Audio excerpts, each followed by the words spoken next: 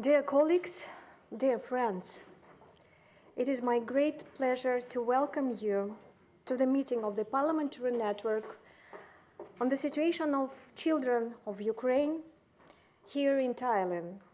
I would like to begin by expressing my heartfelt gratitude to our host, the Parliament of Estonia, the Riigikogu, and to the President Lauri Hussar and his colleagues for their generous hospitality.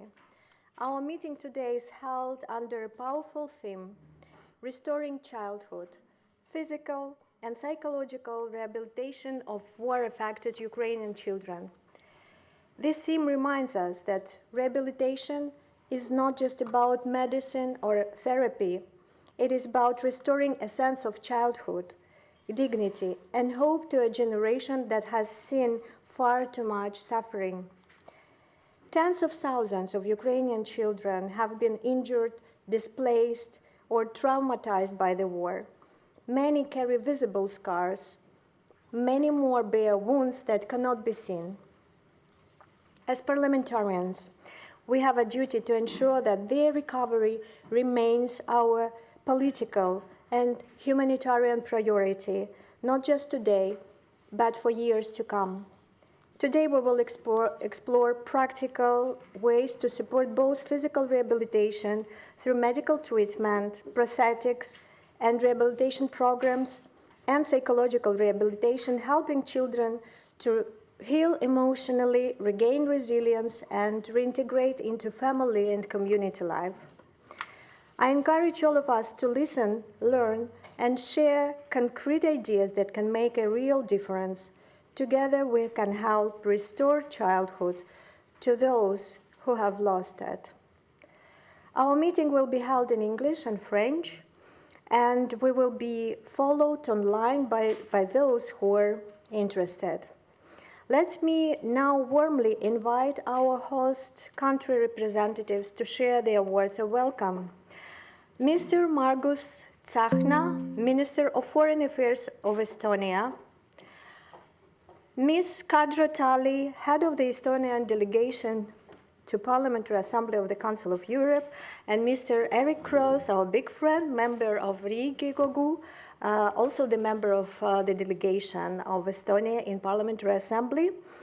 Also, we will hear the welcoming speech of Lauri Hussar, the President of the Parliament of Estonia. Thank you, dear colleagues, for this meeting.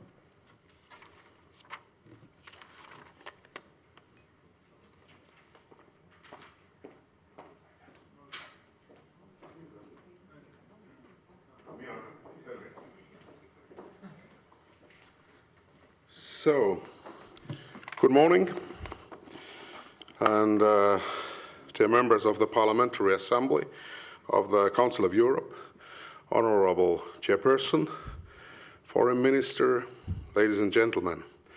I'm very glad to greet you here in Estonian Parliament. In our conference hall, where actually 2 years ago we opened the exhibition of drawings of the Ukrainian kids. And the kids made the pictures about their pets left in Ukraine. Today there are more than 2,000 Ukrainian refugee kids in Estonia who had to leave their country because of the Russian war of aggression against Ukraine. They had to leave because of the war, and in these drawings, which were actually heartbreaking, the war was there. The war was with their pets in the background. I still remember one picture which looked like a snowfall, and when it has been asked from the children, from the kid, which is it really a snowfall? The answer was no. That's the phosphor from the bombs. This is awful, actually. This is totally awful what one country, nation, and dictator is doing against the world, against the kids, against the humanity.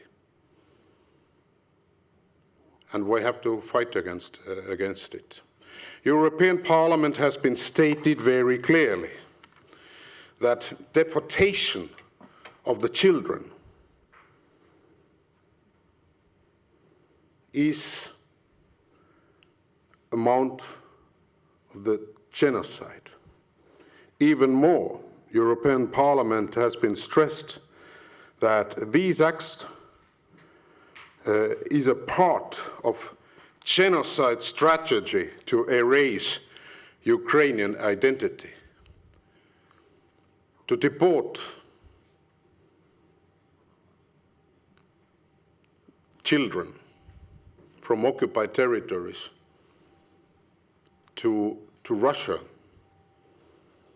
to start the re-education of the kids, just to erase their memories and their identity, just to take away them from their families, from the close ones.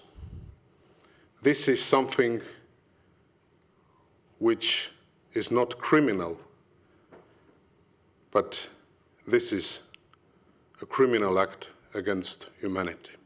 And those ones who are doing it, starting from Vladimir Putin, they must be brought to justice. There must be accountability, and we have to discuss about it, how to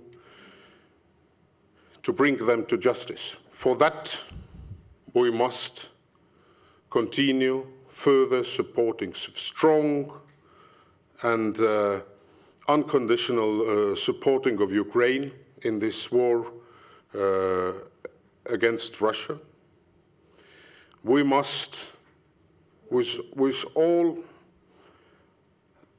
our possibilities, we must raise the cost of aggression to Russia. Everything what we can do, sanctions, taking away the Russian frozen assets and giving it to Ukraine, for rebuilding the country, for rearming the country, for making the country capable to fight with Russia. Because from our own history, we know it very well.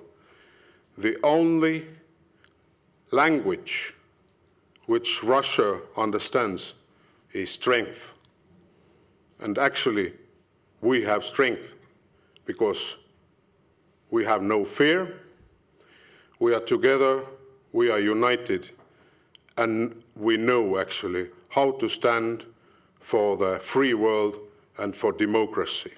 Therefore, I wish you very fruitful discussions in this very important topic, how to bring these more than 20,000 kids back to Ukraine, to their families, to their close ones, to their parents. And I really thank you for the initiative and for the discussion here today. And of course, Slava Ukraini. Thank you.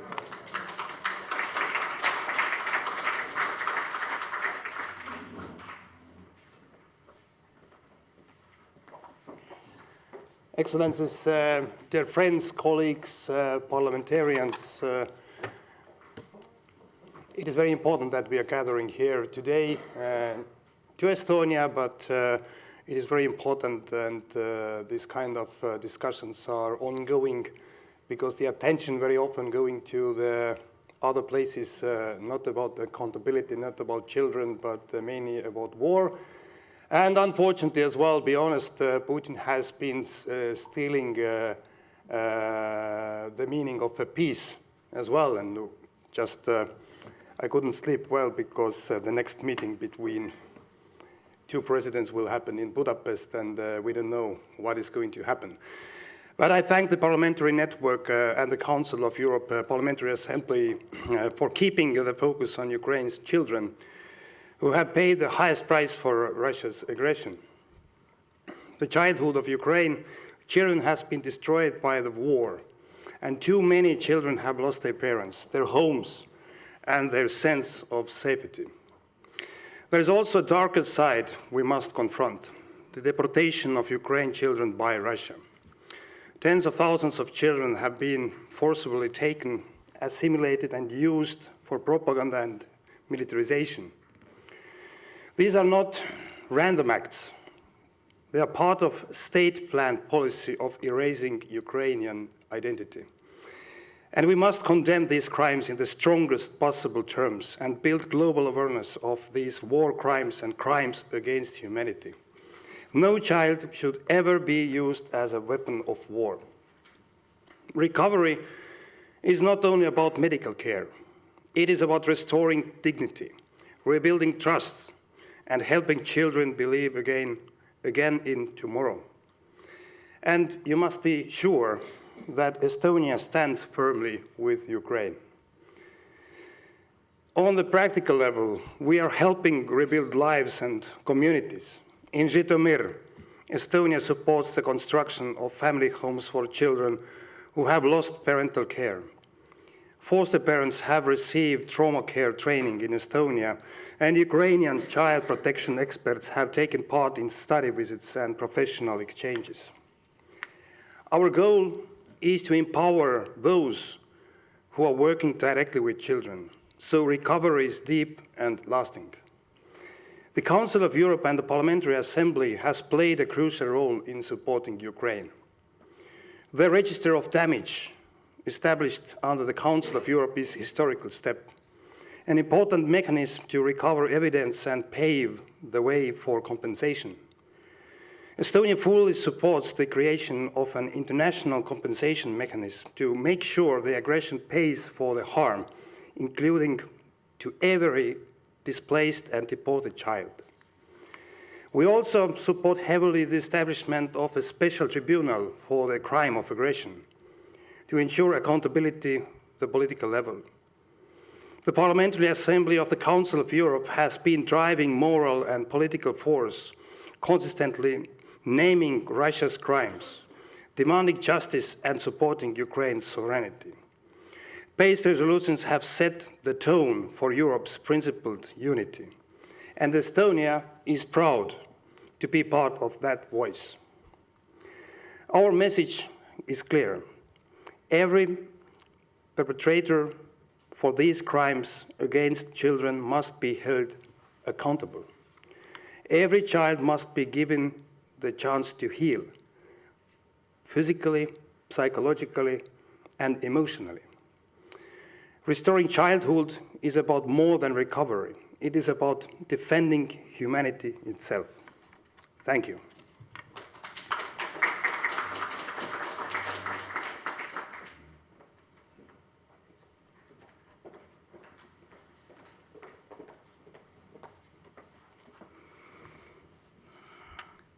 Dear Ukrainian friends, colleagues, dear guests,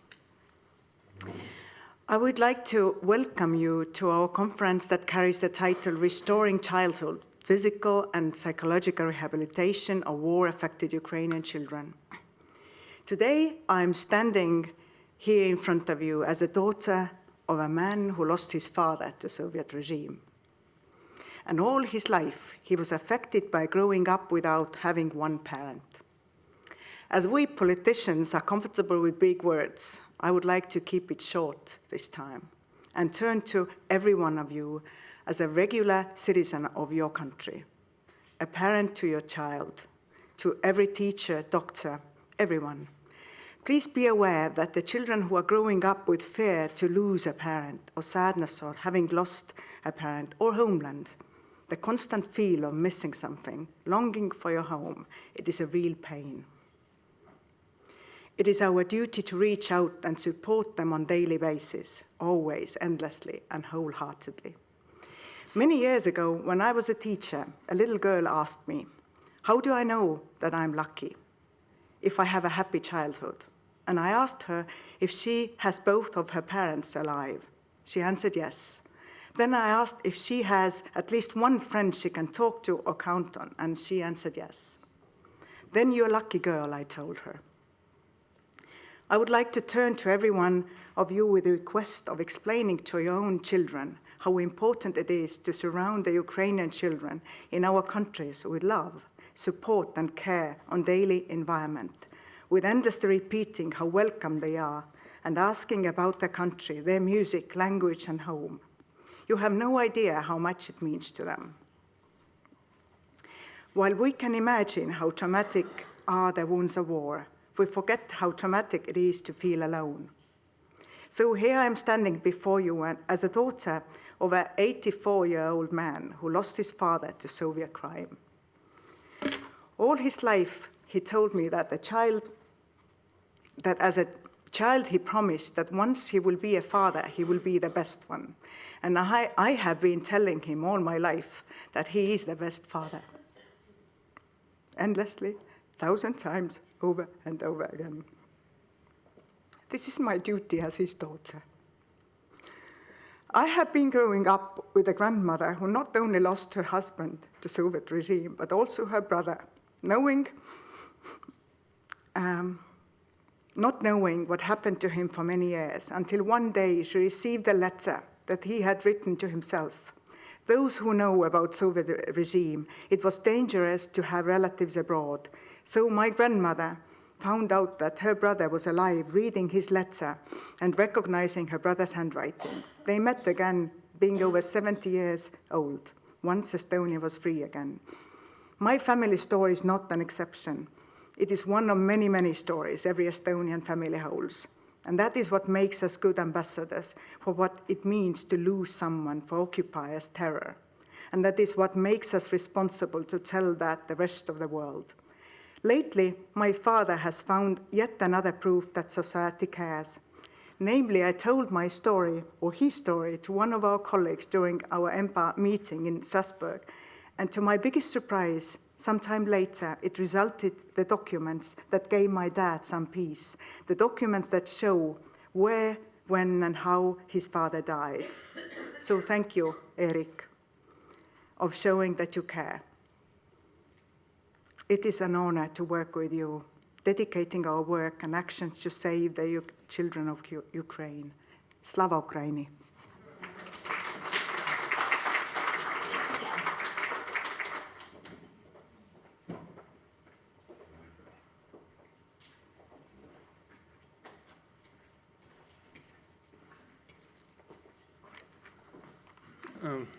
Dear colleagues, welcome to Estonia. I'm a little bit surprised that we managed to pull this off.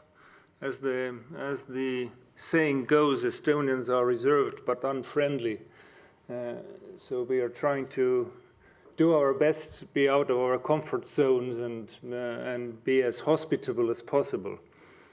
We have had quite a bit of several high-level meetings on the topic of deported Ukrainian children. We have adopted several resolutions at pace. We all understand and have declared how important this topic is and how terrible. So today's meeting, I do not think, needs more of that. We all truly understand the urgency of the problem and the gravity of the situation. And that's why when we were planning this, we thought that we will actually try for once to do some practical work. So we will, of course, have some lectures and some discussions, but we will also have brainstorming sessions. So we will try to come up with some practical ideas and solutions what to do about this situation. So it's about rehabilitation mostly, but any other ideas are welcome because frankly, so far, even if the world at the highest level has admitted the terrible situation, no one so far has come up with any practical solution that in reality helps the children. There are to 30,000 deported children that we know about. Out of those, only several hundred have been rescued. And the rescue operations in real life are mothers running around with cash in occupied territories or in Russia and buying back their children. That's not the solution. So let's work. Let's not be too sad. And Slava Ukraini.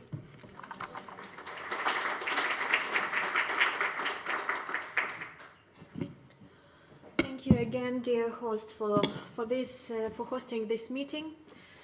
And now we're passing to the first session dedicated to physical rehabilitation. When we speak about physical rehabilitation and about consequences of the war, we often think of numbers, but behind each number is a child who may have lost a limb, who must learn to walk again, a child whose dreams were interrupted, yet who still hopes to run, to play, and to live without pain.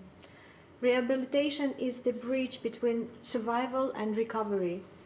It enables children not to only regain strength, but rebuild confidence and sense of normal life. Today we will hear from our experts and practitioners who are at the heart of this effort, those who heal and those who help. They come from Ukraine's leading hospitals and rehabilitation centers, as well as from partner institutions abroad, including here in Estonia. Together they show that international cooperation can transform despair into hope. And I'm delighted to welcome our distinguished speakers, Ms. Carmen Joller, Minister of Health of Estonia, Ms. Vasil Strilka, Director of the Department of High-Tech Medical Care and Innovations of the Ministry of Health of Ukraine,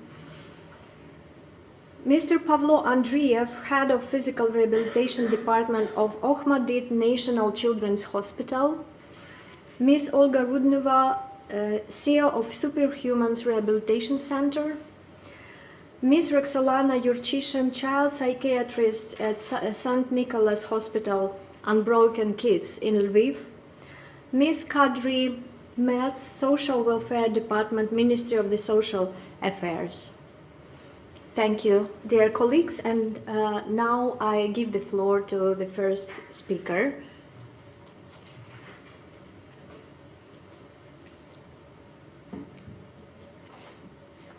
Mr. Carmen, the floor is yours.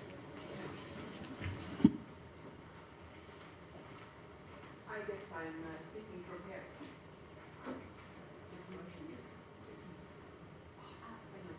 If you like, you can use the...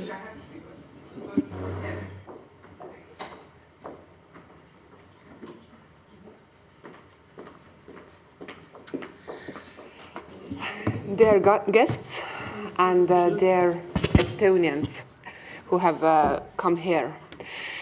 I am not giving a very long speech. I just briefly talk about what I think of the matter. Well, I'm sure we actually think very much alike, all of us who are here.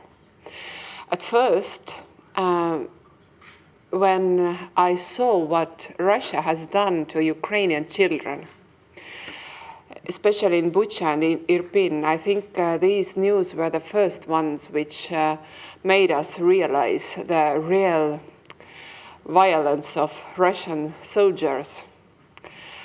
And then I actually realized that I probably also am able to kill someone who would do such atrocities with very innocent and weak children. I am actually a doctor by profession, and therefore my mission is to save lives. But these were very contradicting thoughts, what were in my head when I saw those abominable pictures, and I read the stories, and it was really awful. I also visited Ukraine this August. I visited also Bucha and saw there was an exhibition showing what the war has done, what the Russians have done. But I also saw the rehabilitation part. I saw how Ukraine has developed the rehabilitation system so high that we have a lot to learn from. I met there girl who was, when we had the tour in a rehabilitation center, she was using robot which taught her again to walk. And she was so happy. Oh, Estonian minister. Oh, hello. Oh, sorry. And she was, I think, 9 years old, and we spoke in English. And while exercising, she said, "You know, I'm so sorry. My English is not very good because I have missed many lessons, English lessons, because of the treatment here." So this actually shows the attitude what the child had. And this, in turn, shows the support network which the child had, the attitude of the grown-ups around that child. So what I saw there is, if Ukraine is given peace, and even during the war, you can be able to have the best attitude for rehabilitating your children. And this is actually the most important thing in treatment. Although we center on physical rehabilitation, a physical rehabilitation is not possible without mental rehabilitation. This, because human body is a whole, and we cannot be divided into physical or mental persons. Therefore, these two parts are very interconnected. And I really wish you the strength to continue like this also during the war. And I hope the war will be finished maybe today. It would be a nice hope. But we know the reality is different. In Estonia, we will do anything to finish the war, and also we will do anything to help you in rehabilitation. And we actually have had a very official offer from Ukraine also to be our partner when we need to build our rehabilitation systems and how we can prepare for different crises. And we are very thankful for this offer.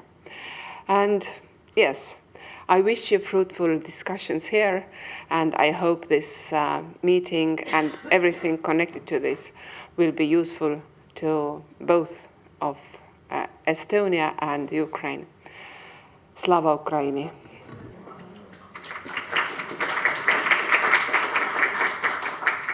Thank you, and now I would like to invite Mr. Vasil Strilka, the Director of Department of High-Tech Medical Care and Innovations in the Ministry of Health of Ukraine.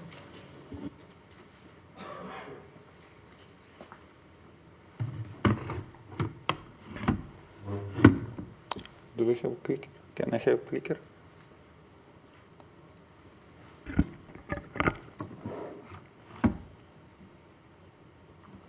Okay, good morning, everyone. I thank you for the opportunity to talk about rehabilitation system in Ukraine.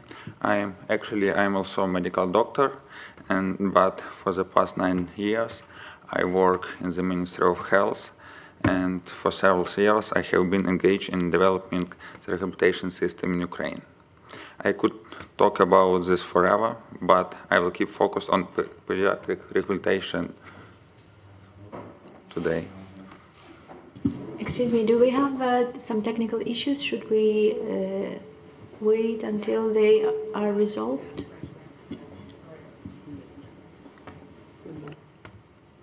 Just 1 minute, sorry.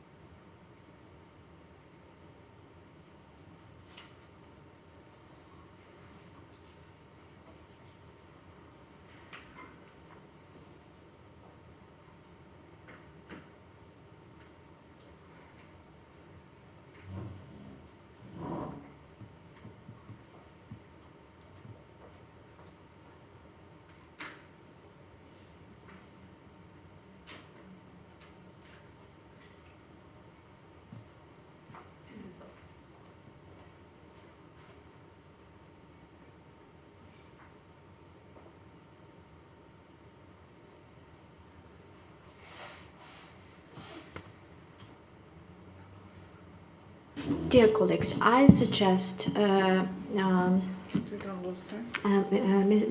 Mr. Vasil, I'm sorry for this suggestion. I can continue without presentation. We can give the floor to Ms. Olga Rudneva. She doesn't have a presentation, so until the problem is resolved, we will be ready to start with the first speaker.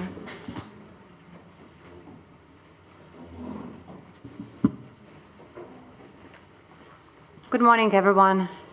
There are always technical issues. We Ukrainians, we are used to that, actually.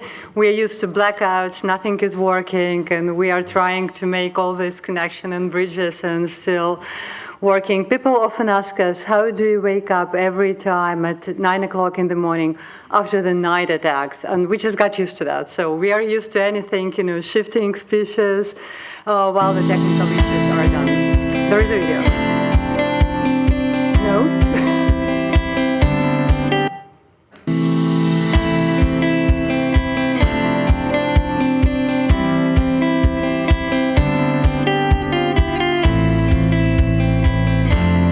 At least we have music.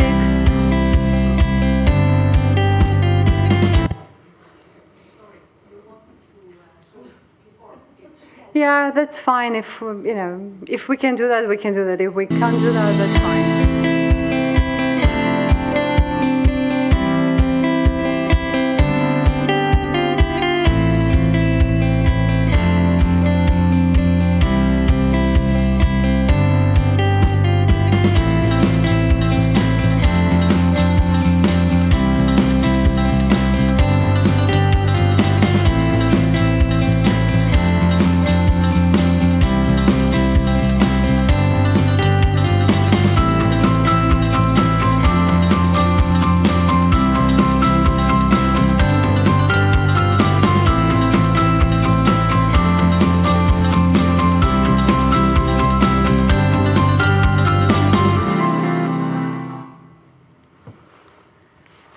I wanted to start with the faces of Ukrainian kids who've been through trauma, psychological and physical one, and these are kids that were part of Superhuman Center. Very often I say that Superhumans is a project that shouldn't exist, like the war shouldn't exist. But we did show up out of the need because we realized that prosthetics and face reconstruction are going to be a very huge problem for Ukraine. So back in April 2022, we came up with this idea to the First Lady of Ukraine, and 9 months later, we opened Superhuman's War Trauma Center in Lviv, in the western part of Ukraine. And this summer, we opened another Superhuman Center in Dnipro, 134 kilometers from the front line. And we are building the third one in Odessa. Originally, we didn't see kids as part of our clients, of our patients. We are basically designed to provide services for military personnel who were injured due to war and to civilians who got trauma due to the war. And our first children showed up just, hand in hand with their parents. I remember our first patients, and they arrived with the kids, and they said, we want to go through our rehabilitation, having our kids next to us. And the requests were very different, starting from, can you talk to my child, explaining what happened to me and how we're going to live when I lost my limb, going to, can you actually train my child to be the next caregiver? Because I understand losing 4 limbs, my child going to be providing me help.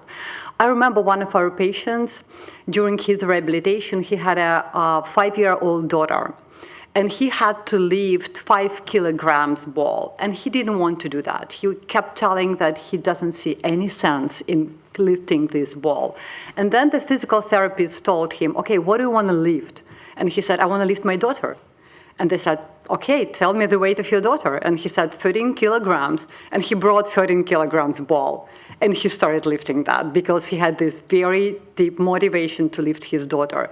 We have a video of our patient lifting his daughter a week later because he was driven by this motivation to carry around his daughter. So we had kids from the very beginning, and we worked with kids, inviting them to Superhuman Center because we realized that these kids going to be part of the future of Ukraine, where a lot of people in Ukraine will be missing limbs. And our first patients, young kids, arrived maybe 3 months after our opening. We got pediatric license, and we started accepting children who lost their limbs due to Russian aggression, who had face trauma, and who had malfunctioning of their limbs. Right now, on a regular basis, we have 3 to 5 kids in the center. And for your understanding, having a child in the center, it's absolutely different procedure because you need a different psychologist who need to work with the child. Having a child, it's always working not only with the kid, it's working with the family, because very often kids do not understand what they lost. They're very quick to adjust, but most of the kids, they reflect attitudes of their parents. So you have to work with the child, and you have to work with the mother or with the father. Regretfully, most of our kids are followed and accompanied by their grandparents and their fathers. Most of our kids lost their mothers due to the attacks, because where they were, the rocket attacks actually took away the lives of their mothers. So they are accompanied by their fathers. With the kids, lots of issues that we need to consider, and that was mentioned just before by the Minister of Estonia. Kids are long-term recovery process, and that means their educational process is interrupted. So we have to hire tutors to go and work with the kids so they are not interrupting the process. And very often we enter the ward and we see the child actually going to online classes, and we have to adjust their rehabilitation schedule to the classes and their online work that they do. Another issue with the children that we have to consider that their rehabilitation process is very long. For your understanding, the child has to change up to 35 prosthetics during his or her lifetime, because kids are growing very rapidly. Their parameters changes, and that means they have to be our clients for the next 10, 15 years, coming every 3 months to adjust their prosthetics to new parameters. Also, bringing kid back to where he or she was, also a challenge for Ukraine. In many cases, kids and their families do not have place to return because their places were bombed, their houses do not exist anymore, but most of the parents tend to bring kids back home. And that's always a heartbreaking experience for us. To bring the kid back to Kherson, where he or her got trauma, is re-traumatizing the child. Bringing him back to or her to Zaporizhia it's actually risking his life again. But most of the parents are tending to go back to where they used to live if they still have the house.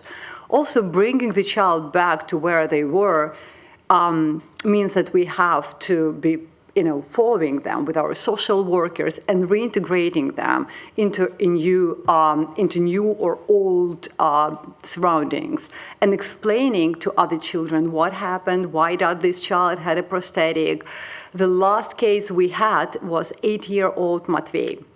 He lost his left limb in Kryvyi Rih during the rocket attack on a children's playground. His mom was killed. He saw that, and he showed up on a threshold of Superhuman Center with his dad. So we were really in a rush to get him prosthetic before the 1st of September so he can go to school and actually, start the process of education.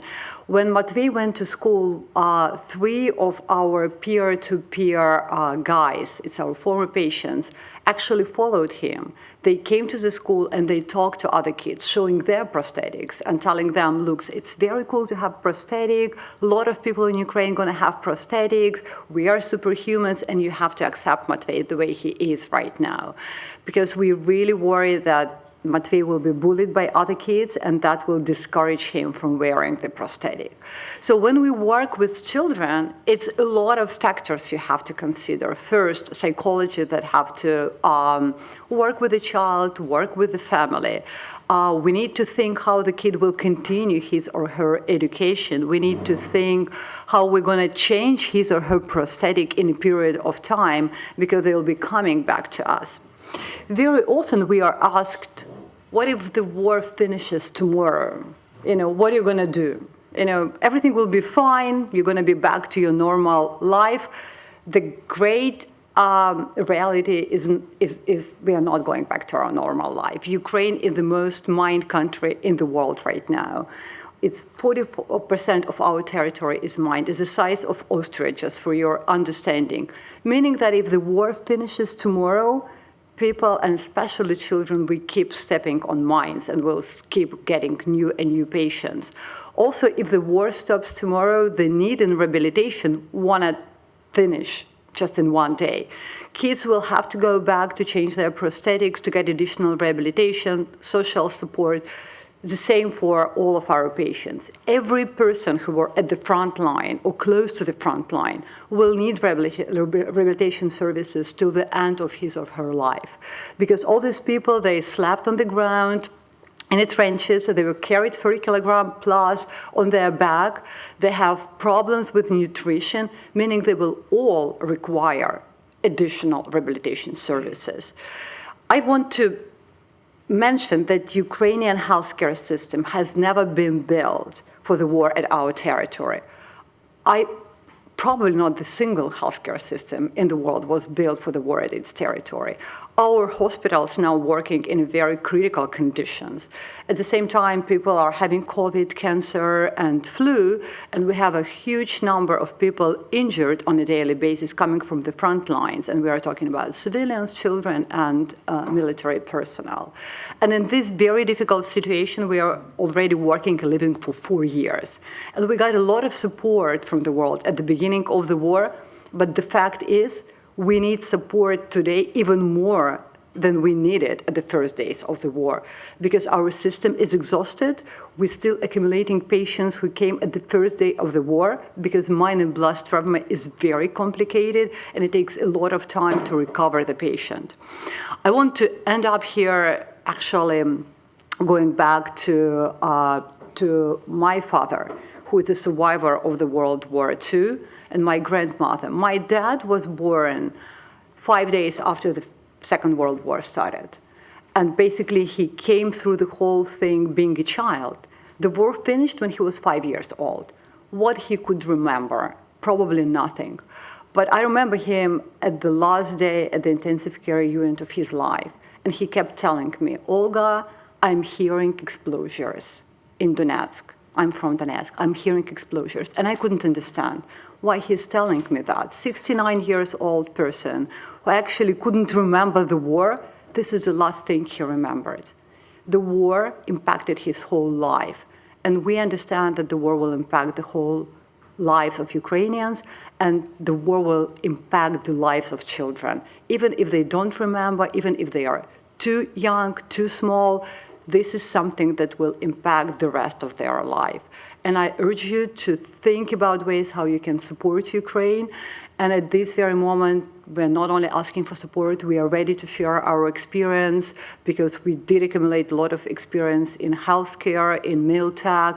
We are absolutely glad and happy to share this experience. But we often say, we can win this war, but we cannot win this war without your support. Thank you so much.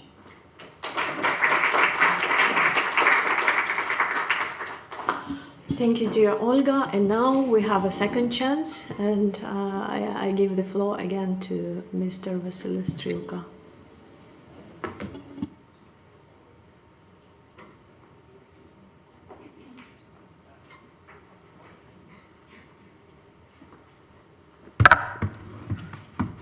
Okay, thank you for fixing the problem. My goal today is to outline the general framework and the logic, the condition in which we are developing the rehabilitation system for children in Ukraine, what we have today, and what our ultimate goals is regarding rehabilitation for children. In 2016, when we were just starting to build a rehabilitation system in Ukraine, we had a completely post-Soviet legacy, when in almost all hospitals, rehabilitation consisted of non-evidence-based methods. And for example, children were literally smeared by mud or clay, and this was called rehabilitation or mud therapy. There was a little understanding inside healthcare facility of what rehabilitation truly is and why it is essential. Our aim is to build rehabilitation of children in Ukraine family-oriented, that rehabilitation is evidence-based, accessible when it is needed, and that there is coordination with other spheres such as education or social sphere. This task is not easy as it is, but Russians' attacks have damaged healthcare infrastructure and made our work much harder. Children are direct victim. 1,060 children have received treatment in Ukraine for war-related injuries.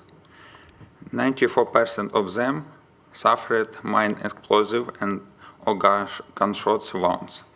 Most required life-saving care first, and then long-term rehabilitation.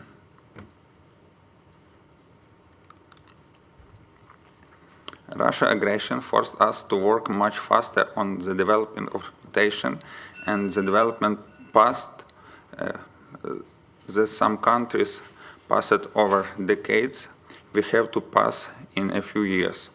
For example, the rehabilitation professional of occupational therapist we introduced at the legislative level only in 2016.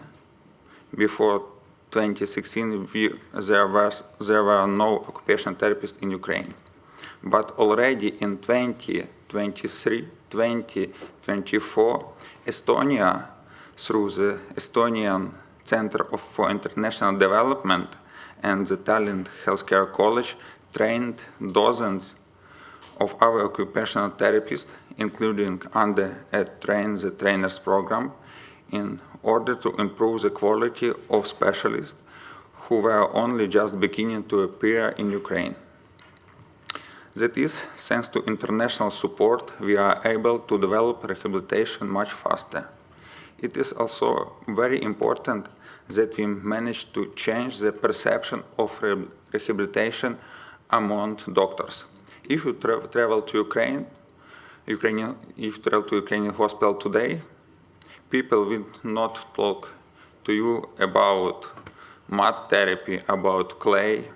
They will not show you bath tube with clay, but as they did then, 10 years ago. The general logic of building a network of pediatric rehabilitation facilities is that every multidisciplinary children's hospital in Ukraine should establish inpatient rehabilitation unit. We have 24 children's hospitals. Each of them should have an inpatient rehabilitation unit. We proceed from a calculation of 11 rehabilitation beds per 100 of the child population. In total, for Ukraine, we need 727 rehabilitation beds. Children rehabilitation is fully paid by the National Health Service of Ukraine. We also now working on the development and implementing of pediatric rehabilitation standards and guidelines on the national level. We want to increase the number of centers of excellence, that is, hospitals where teams from other children's hospitals will be trained. We now have truly a strong support and good international cooperation. We are grateful all countries which, through the Medevac program, accept our children for treatment, because there were children with severe injuries and burns, and in Ukraine they had a much lower chance to survive. I recall the story of a boy with severe burns. Doctors in Ukraine didn't give them any chance to survive. And the father of this boy, who is a Ukrainian soldier, came from the front line to the hospitals to see his son for the last time, because everyone thought he would not survive. But Germany accepted this boy for treatment, and after several months of treatment in Germany, this boy survived and returned to home, and now he undergoing in the rehabilitation. Our goal is to reach such a level that we will not have to send Ukrainian children for treatment abroad. On the slide, other countries with which cooperation is most active exactly in the sphere of treatment and rehabilitation of children. About cooperation with each of these countries, we can tell you more. And this cooperation is very useful for us. But we still need knowledge and training. We need training and exchanges of experience for Ukrainian doctors, starting from the treatment stage, from intensive care unit, because the child must first survive and only then enter rehabilitation.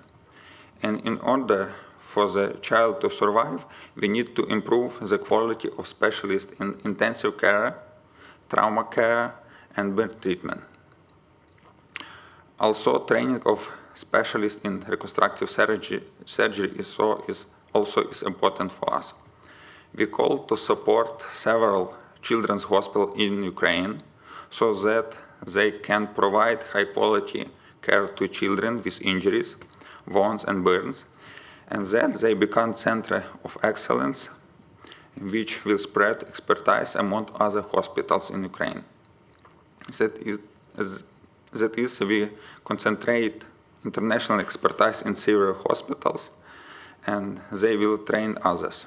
But the most important help to Ukrainian children is to remain with us in the fight against Russia, because your help is the best protection for Ukrainian children.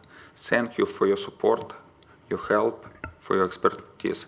Without you, we might still be reliant on clay instead of modern rehabilitation. Thank you.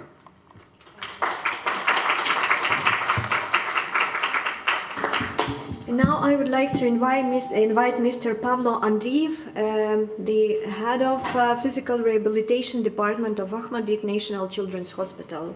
You have the floor.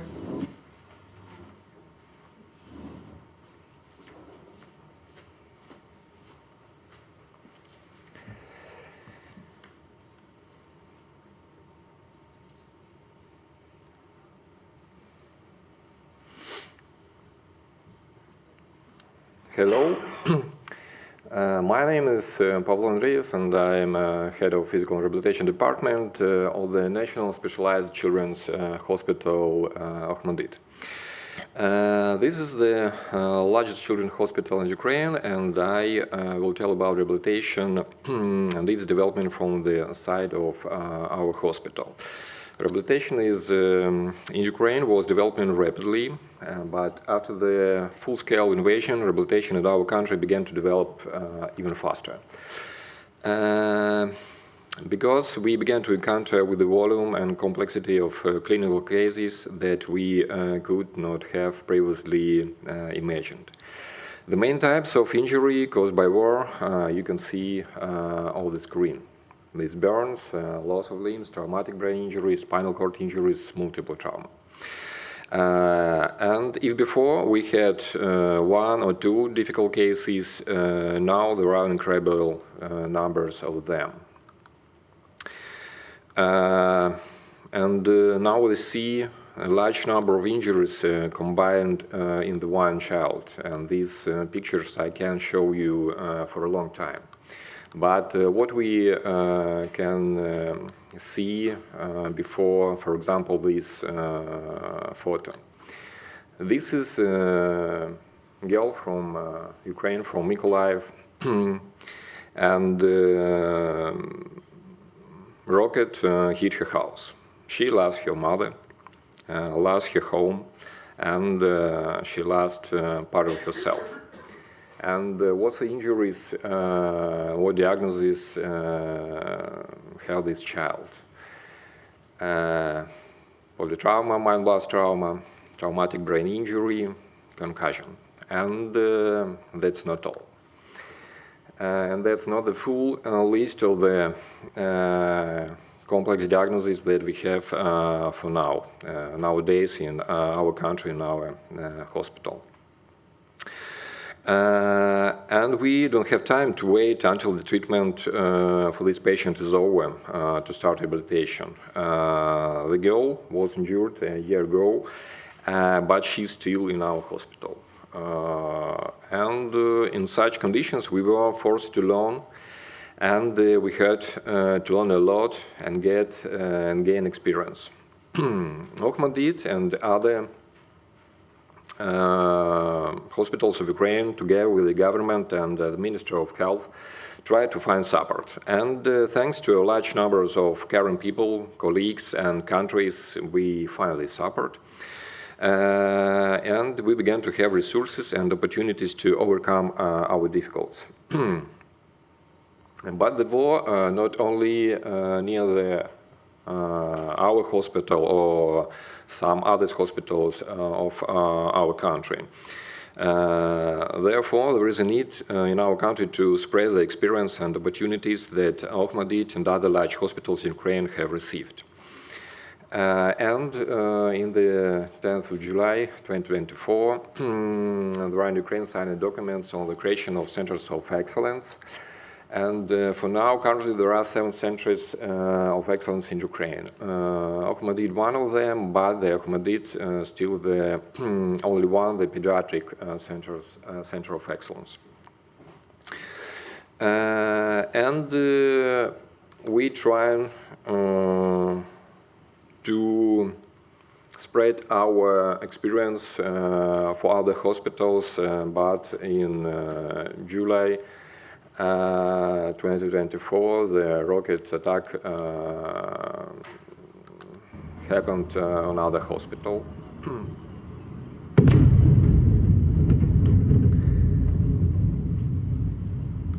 And this video just from my working room, maybe 2 or 3 hours after the rocket attack. And even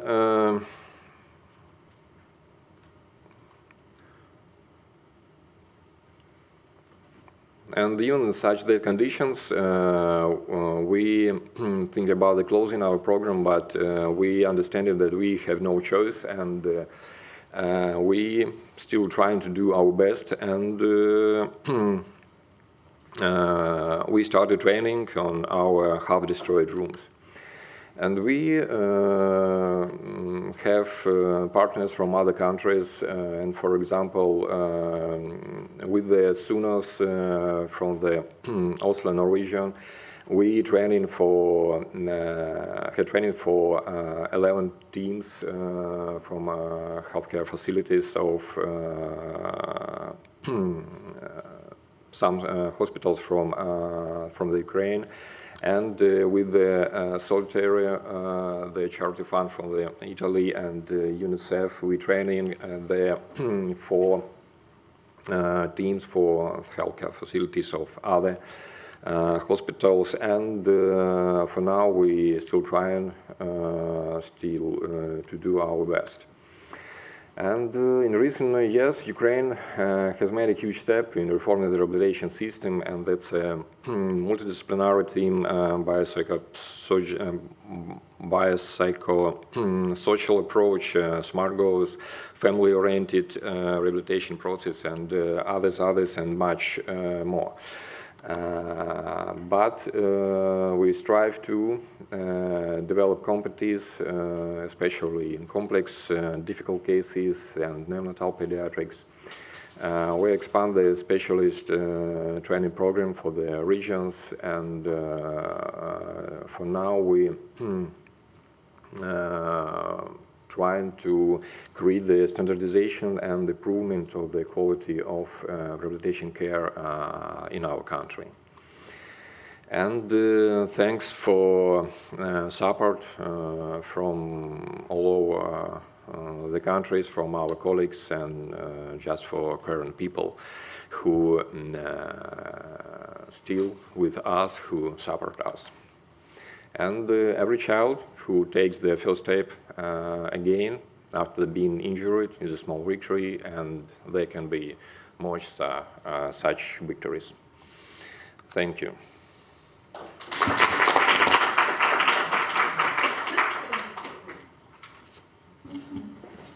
Thank you, dear Pavlo, and I would like to invite Ms. Roxolana Yurchishin, child psychiatrist at St. Nicholas Hospital, Unbroken Kids, Lviv. Thank you. Okay.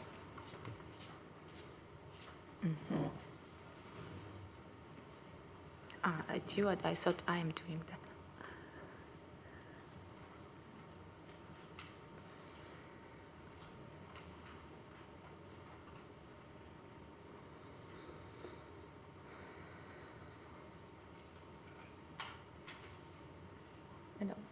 Physical, the second one.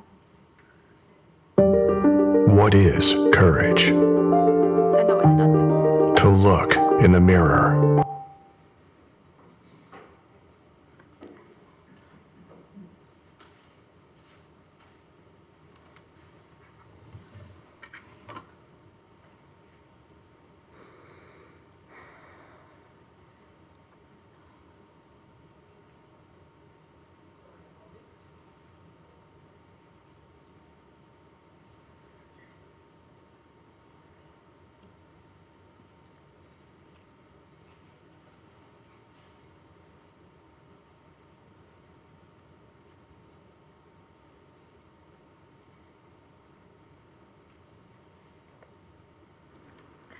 Dear colleagues and dear supporters, my name is Roxolana Yurchishin, and I represent in St. Nicholas Hospital, a part of First Medical Union of Lviv.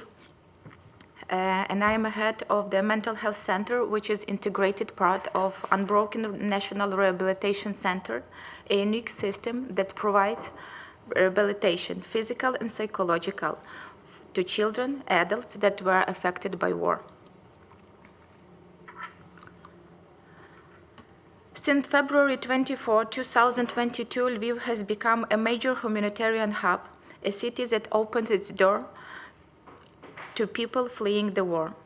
The First Medical Union of Lviv, a large municipal hospital network, took one of the hardest missions to provide full rehabilitation for adults and children injured or traumatized by war. Unbroken is a unique ecosystem of humanity, and it brings together more than 20 projects that provides medical treatment, prosthetics, physical and psychological rehabilitation, housing, and reintegration. And we treat every patient as a whole, addressing the body, mind, and human dignity at once. And since the beginning of full-scale war, over 24,000 wounded Ukrainians, including 360 children, have received care within Unbroken. In the third month of war, more than 300 wounded children were evacuated to St. Nicholas Hospital, and our workload increased fivefold. In response, we opened Unbroken Kids, a rehabilitation unit, and the mental health center. And today, the hospital has 21 departments and 440 beds, providing over 26 treatments per year. And every year, approximately 1,200 children undergo rehabilitation in Unbroken Kids. The recovery of children after the injuries, such as amputations, shrapnel wounds, mine and explosive injuries, burns, loss of upper and lower limb functions, and the recovery of children after neurotrauma is a long and difficult process. Therefore, a team of surgeons, burn surgeons, plastic surgeons, neurosurgeons, and physical rehabilitation specialists work with the children. Yet some wounds are invisible. They may not be seen on the body, but they deeply influence the process of physical rehabilitation. This is why we have made mental health specialists as an essential part of rehabilitation, because we deeply believe that mental and physical health are inseparable, because this combined model prevents deep depression, severe anxiety, and secondary trauma, improving motivation and long-term outcomes. As the World Health Organization said, there is no health without mental health. Let me show you the faces of war. This is Yana Stepanenko. She lost both legs and her father in Kramatorsk train station attack. Thanks to long-term rehabilitation and psychosocial support, she learned not only walk again, but run marathons, even in Boston. Her story embodies what we call unbroken spirit, when recovery becomes a journey toward meaning and strength. Neighbors pulled brothers Volodya and Yakov from the rubble. Moments earlier, Russian missile had struck their home. Their mother and stepfather were killed instantly. Rehabilitation specialists worked with the children for many months to help them recover and regain full mobility. Roman Oleksiy miraculously survived a rocket attack in Vinnytsia city in 2022 that took his mother's life and left him with severe burns over half of his body. After a long journey of treatment in Ukraine and Germany, he recently underwent his 36th reconstructive surgery with our team and Scottish colleagues. And today, Roman dreams of giving an accordion concert for the doctors who help him recover. 10-year-old Kirilo has carried the scars of war for 9 years. At just 2, he suffered severe burns over 40% of his body while escaping shelling in Horlivka city in Donetsk region. Years later, scars contractures left him barely able to walk until he came to Unbroken Center, where a multidisciplinary team, including surgeons and therapists from Ukraine and United States, helped him regain movement and return to active life. So children adapt to prosthetics surprisingly quickly. With the right psychological and physical support, they not only learn to walk or move again, they also start to rebuild their confidence and sense of independence. But let's go into a deeper understanding of typical cases. This is the story of Alina, a girl from Stanislav City who survived occupation, rape, and gunshot wounds. After the injury, her body no longer obeyed her. She couldn't keep balance, her leg wouldn't move, and her hand was almost paralyzed. Even simple things like brushing hair or holding a cup of tea became impossible for her. And her rehabilitation started as soon as her condition was stabilized, and it was a true team effort. Physical therapist helped her learn to walk again. Occupational therapist taught her to use her hand and regain independence, and psychologist supported her emotionally through the fear and frustration. And after 1 week, she could walk by her own, and in a few months later, she was fully independent again. But her mental recovery was slower. Alina still finds it difficult to talk about what had happened to her.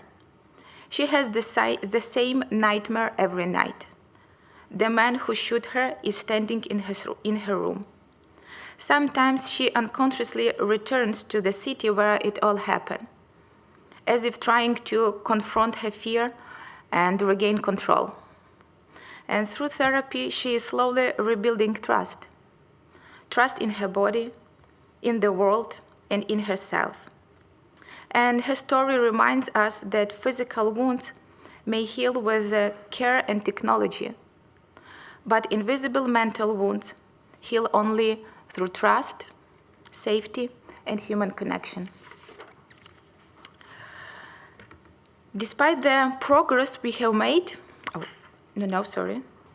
I want to show the video how to press to play. What is courage? To look in the mirror.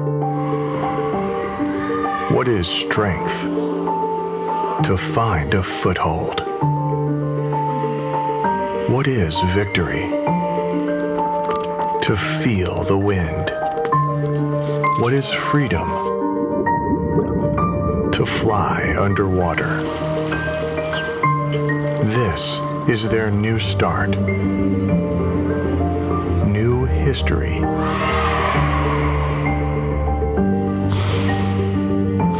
Тепер у мене червоний пояс.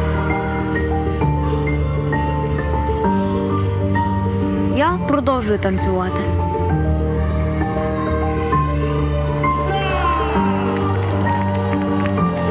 Я почала бігати.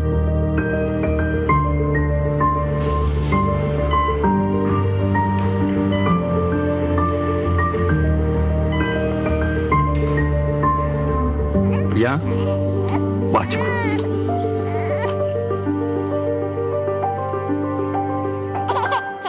New life.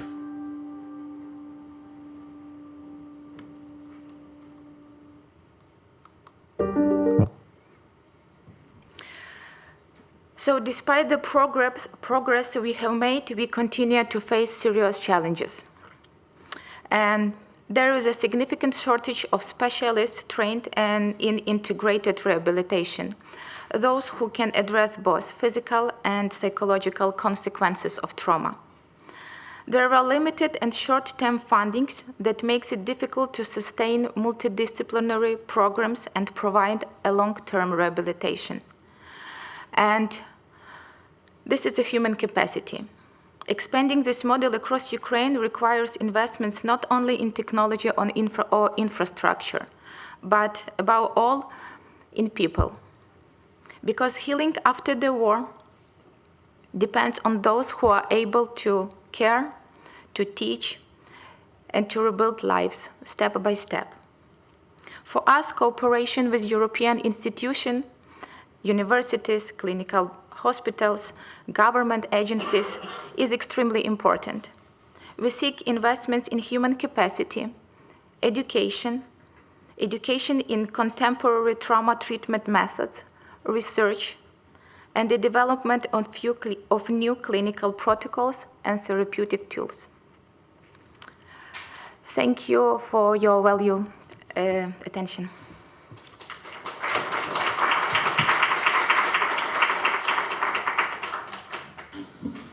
Thank you, dear Roxolana. These testimonies make everybody feel so emotional, and we need to transform our emotions into actions. And I would like to invite the next speaker, Ms. Anna Mikkonen-Berg, Chief Executive Officer at LAPSI OÜ.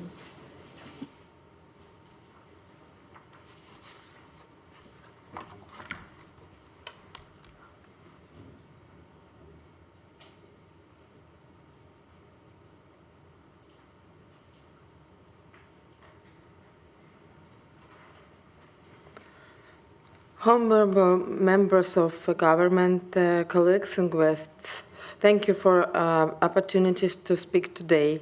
My name is Anna Mikkonen-Berg, and I'm the director and organizer of the Tallinn Center Lotus Innele. It's in English, Hope for Happiness. This center created out of personal experience because one of my daughters is in autism spectrum, and that journey has shown how much can be achieved when the approach in concept, person-centered and collaborative. And I'm a lawyer and as rehabilitation specialist, and in recent years I have worked directly with children and families affected by war, supporting both Estonian families and since 2022 Ukrainian children who arrived in Estonia. Today I will explain how rehabilitation works in Estonia, the obstacles we face, the practice that works, and the cooperation we need so that the children's recovery is continuous and effective. Rehabilitation in Estonia's coordinated support was proposed is to restore a child functioning, independence and participation in everyday life. Therapists and doctors work together with the family, and everything is framed by goals that are set with the family and that truly matter at home, in kindergarten and at school. A plan that include physiotherapy, occupational therapy, speech and communication support, sensory motor works, and assistive devices together with simple coaching for parents and teachers.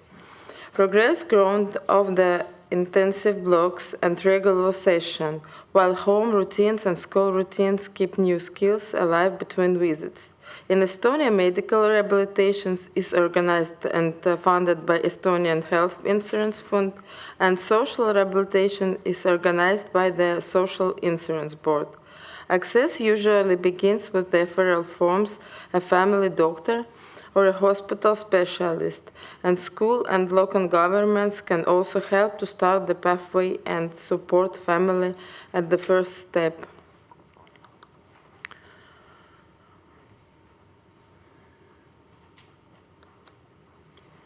I would like to share two brief cases that show with Ukrainian kids what they show the potential and systemic gaps in Estonia. The first concerns the teenage girls from Kharkiv who had a pronounced thoracic scoliosis and worse situation worsened during the period without stable support when war begins. Language barriers, the search for a family doctor, and overload among specialists pushed the start of her care to the late autumn, even though the family had arrived earlier in April. We help the family navigate to the right examinations and referrals, complete the necessary documents, apply for disability status and start rehabilitation. At our center, she received psychological support and reduce fear and improve sleep. And physiotherapist taught exercises for home practice. Treatment funded by the health insurance funds included massage and therapeutic exercise. And we helped the family find a private trainer to strengthen her back safety. 2 years later, the family returned to Ukraine, and we assembled a country package, a short functional summary, links to exercise videos, and agreed remote follow-ups so that the work would not stop at the border. And the local team could continue from the Estonian team had reached. The second case is young man from Mariupol, with severe cerebral palsy, who developed cardiac concerns after months of sheltering in basements. The family did not receive a referral or a timely specialist appointment in Estonia and decided to travel to Poland for examination on their own expense, where the significant problems were undefined. After the results were translated and submitted in Estonia, the family were able to formalize disability status and start services. But the mother described the aerial physiotherapy as too generic and insufficiently personalized. In our center, we built a team around him, a physiotherapist, a speech therapist, and psychologist, and special educator. While he continued the therapeutic exercise through the health insurance funds, this brought the focus back to daily functioning. The story highlights the structural problems, access to specialists and dependence on referrals, and waiting times that drive families across border for essential diagnostics and expert assessment. Looking more broadly, the largest challenge is access. Many Ukrainian families are not registered with the family doctor in Estonia, and Estonian families face the same overload, which delays the first contact of the referrals that unlock services. Waiting lists for the specialist doctor and hospital diagnostics are long. Language barriers slow every step, and interpreter support is not always available at the right moment. Digital forms and electronic signatures are burdensome for many families, and applications still expire if nobody helps to submit them correctly. Too often the family is left to coordinate all steps themselves. At last, this coordination is exactly the kind of work that should be organized inside the system. For the reason, our center has built that we call a hand-in-hand model. Every family has a named navigator, often myself together with a social worker, who greets the family at every stage rather than simply handing out the phone numbers. We explain options in plain language, complete forms together, book medical appointments, and turn communication into concert steps with clear deadlines. Our social worker and our therapists co-create with the family a simply yet realistic plan with a clear weekly schedule and defined roles at home and kindergarten or home, so that goals appear the child real life. Climbing the stairs to some floor flat, joining peers in play, or moving independently through the school day. When necessary, we arrange a support person in interpeer and transport, and we keep one shared calendar, calling families ahead of deadlines to prevent breaks in care. We favor intense blocks followed by short reviews and adjustment. And when a family moves or returns to Ukraine, we prepare a continuity package and agree on remote follow-ups so that the momentum is not lost. This hands-on work works because it fills the system's gaps. The navigator closes the coordination gap. The plan made with the family protects personalization, practical support, removes access barrier, and intensive blocks with continuity agreements connect, provides, and even countries. Their experience leads to policy recommendations that can turn success from a matter of luck into standards. First, we need multiple entry roads into rehabilitation, not a single gate at the family doctor door when a kindergarten or school support team or a hospital specialist defines a clear need. There must be a way to start interim services with formalized catch-up. Second, we need a official rehabilitation navigator role located close to family in geography and language, and resources that are at realistic capacity so that the role does not become a new bottleneck. Third, funding must purchase services together, not only therapist minutes, the translations, transport, coordination, and caregivers training are part of outcome, not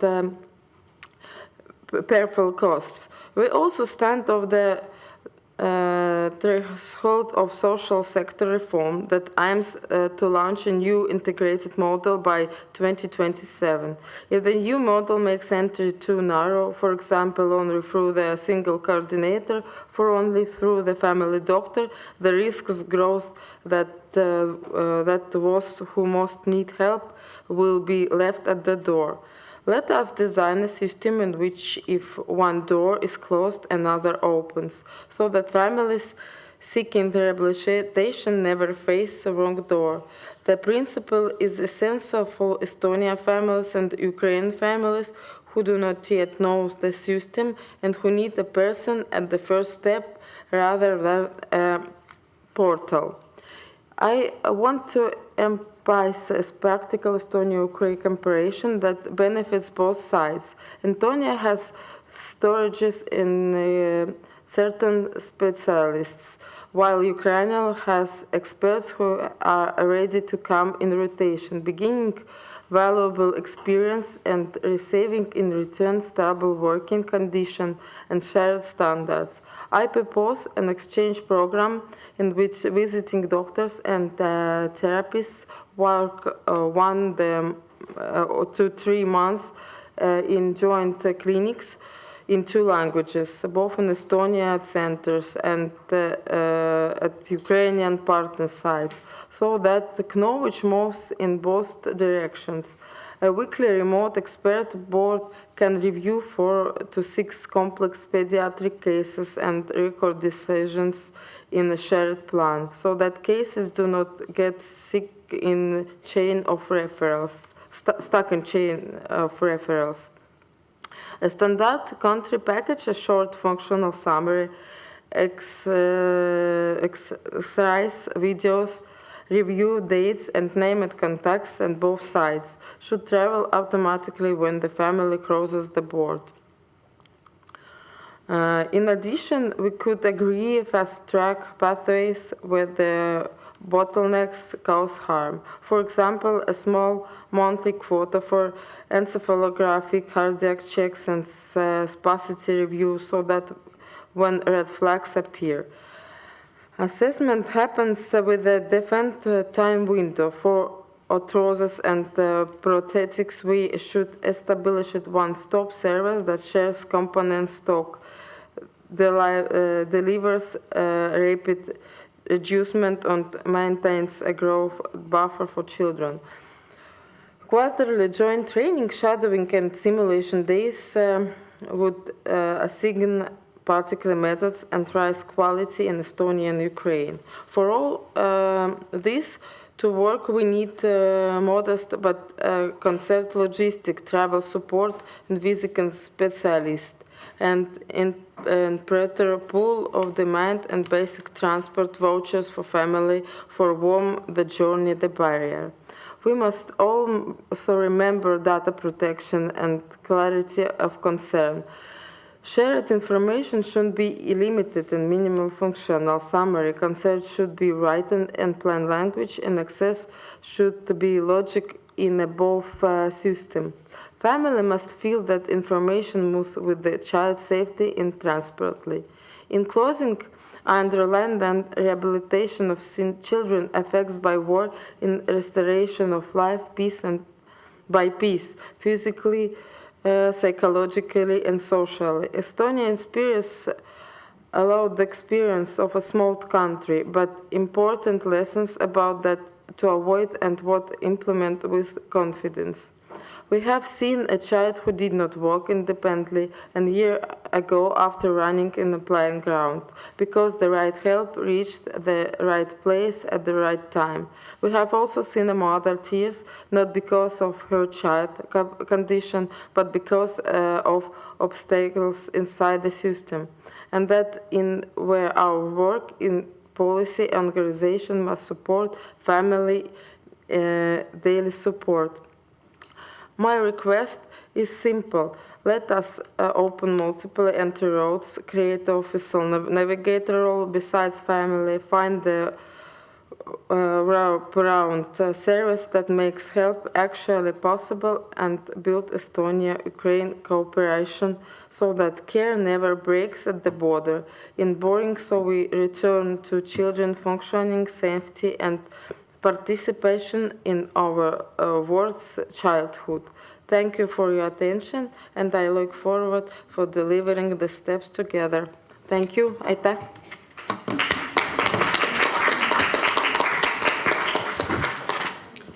Thank you, Ms. Anna. And now, dear colleagues, let me open the question and answer session. I would like to invite the participants to ask their questions to our distinguished speakers.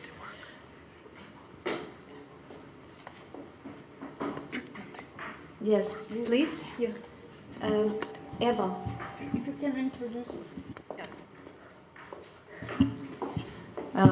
Thank you all for very informative presentations. I'm Lucia Pavlaka, I'm from Slovakia. And I would like to ask, especially Olga, but she's now in conversation, so maybe I will wait for a second. I'm sorry, I don't want to disturb you, but I had a question directly to you, because I was wondering, it was very impressive what you are doing in Superhumans, and I was wondering what are your biggest challenges these days, and how can other countries help you with them? Thank you. I should say that the last 3 months were very tough for the whole Ukraine and for Superhumans as well. Our capacity is 120 patients. We have 300 patients right now. So we are kind of overbooked, and we place some of our patients in other medical facilities. Evacuation, one of the biggest problems of Ukraine right now is a long evacuation chain. For your understanding, average time of vacation of our patients is 5 to 6 hours, while the golden hour of vacation is 60 minutes. It's not because we don't do something in the right way. That's because Russians are shelling our medics first, because if they can kill the medic, so the medics can save less lives. So all evacuations in Ukraine are happening during the nighttime or during the bad weather. We had a patient who had tourniquet for 24 days on him, 24 days. And the time when they arrive to Superhuman Center or to any other medical facility, stabilization point, field hospital, we have to cut them high. So it's high amputations, is double, triple, quadruple amputations. And one of the biggest problems, of course, is difficult cases in Ukraine. The fact that people have to stay in line to get their prosthetics and medical assistance. Upper limb prosthetics is a big issue because people normally do not lose upper limbs, people lose lower limbs. So we are lacking prosthetists for upper limbs prosthetics. Psychological support, but it's going to be a big session afterwards when we're going to be talking about need for psychological support, not only for those people who's been in the front lines, but for the whole Ukraine, actually. And we're going to face that later on and after the war. So I would say that resources is a huge issue right now for Ukraine. If we're talking about prosthetics, is upper limb prosthetics and training of the prosthetists. Infection control in our hospital, and we were discussing in all our hospitals, and we were discussing that with our colleagues and with Deputy Minister of Health. It's a huge problem because if you can't secure infection control, which is very, very expensive, you are losing people and they are becoming very expensive patients. Evacuations, number of issues. I can talk forever here, but probably I would say resources is the biggest issue. Sometimes, training for the specialists, very specific fields. I mentioned upper limb prosthetists as one of the most important parts. And the topic that everyone will be discussing is psychological support for our children and bringing back Ukrainian kids to Ukraine. But the list can go on and on. But whatever we discuss, we will basically go to resources issue because Ukrainian resources all go to finish the war. The faster we finish the war, the faster we can start reconstruction and rebuilding Ukraine. So everything on healthcare issues, social issues, we need to look at partners and we need to, raise this money to support the situation in Ukraine. I can talk forever about that, and I'm sure all of my colleagues can talk forever about that. Lots of issues, but it doesn't mean that we are in a critical situation, but we do need a lot of support from international community. Thank you. Do we have other questions? Yes, Ms. Larissa Blazir. Dear honorable colleagues, I want again thank you to everybody who gathered in this hall in Estonia, to our colleagues parliamentarians that came from long way here. Thank you very much. I'm very happy to see you here. Actually, here today we see I would say the most prominent examples. Unbroken, Superhumans, Ahmadid, that really cope very well, and they are successful in involving the funds. And you can see these examples are from Lviv and from Kiev. And it's very important to scale this success. And I think these are people that can do this very well. I'm sure you are overwhelmed and by the cases and the patients, but still we have to think how to scale this. And the question would be to Ahmadid, how do you coordinate with regional hospitals and local rehabilitation centers to ensure continuity of care? Because we do understand that this is a prominent example, and we have to do this all over Ukraine. And also, it's the question can be also about what partnership or models could be scaled nationally or internationally to expand access to rehabilitation to children and to adults. Because we today talk about children, it's very important. And Olga told today that you have 9 children now in your hospital, 9 out of 300. Right now, 5. 5 out of 300. So we do cope with the cases of children, and the scale is not that big, 2,000 children. But it's very important also to talk about adults, of course not in this platform, but those hospitals are mostly overwhelmed by the cases of militants and adults. So it's also very important to support and to scale all over Ukraine.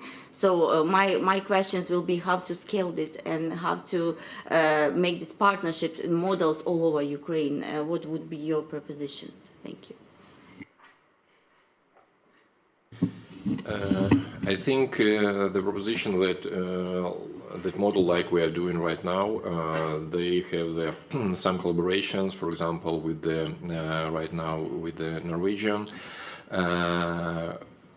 Oslo Rehabilitation Center and Solitaire Italian Charity Fund. We speaking with other hospitals of Ukraine, that hospitals near the front line, and there are so many difficult cases, but there are no experience for them, and we call them to us for our trainings, but before we have trainings from the Norwegian colleagues. Some of our specialists going to Norwegian or going to Italy, have teaching there, and after that we come back to Ukraine and create the training programs for our colleagues from other hospital. For now, the program looking like this, and I think we just need to scale this. Maybe just more projects like this, maybe doing growing up some of that project that we have right now. But I think for now it's like this.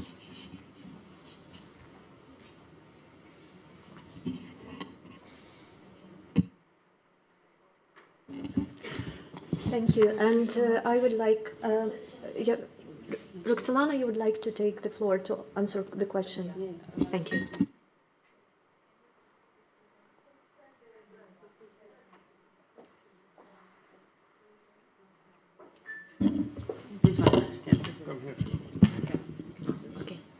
Thank you, Larissa, for a question.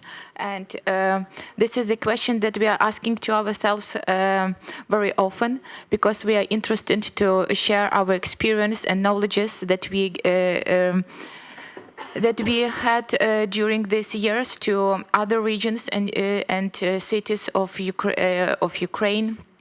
And we are very open, and we invite other regions, cities, and specialists to Unbroken Kids and Mental Health Center and Rehabilitation and Hospital to learn together, to exchange. And we just started Unbroken University, where we have courses of lectures about how to start and how to continue physical rehabilitation and mental rehabilitation for those who suffered the war, for children and not for adults.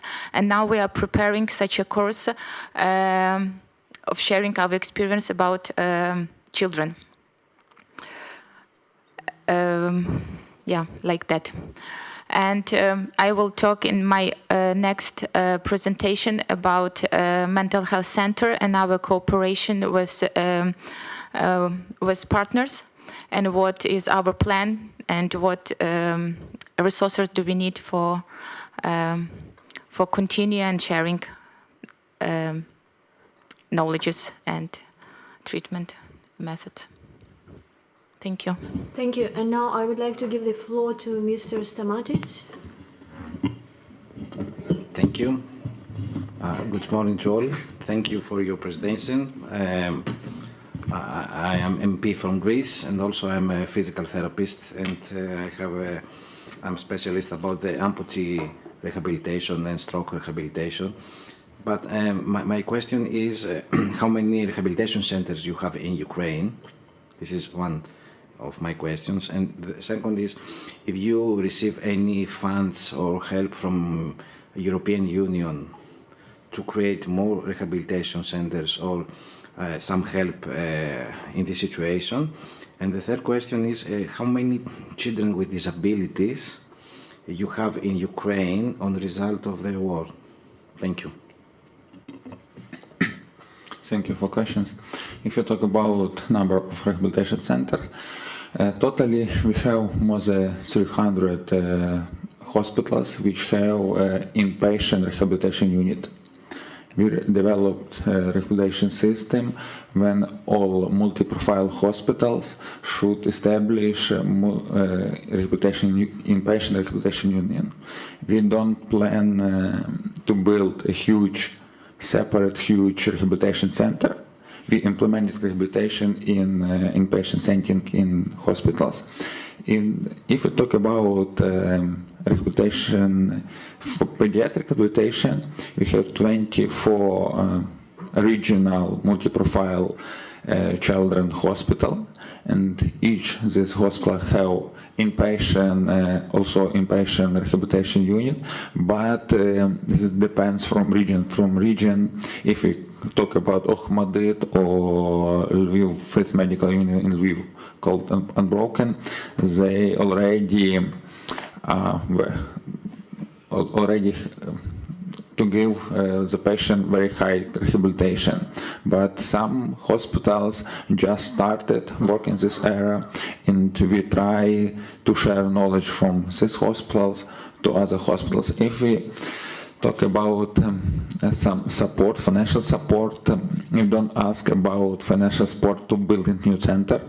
If you want to support that, you can invest in some reconstruction, rebuilding in already in facility which already exists in Ukraine.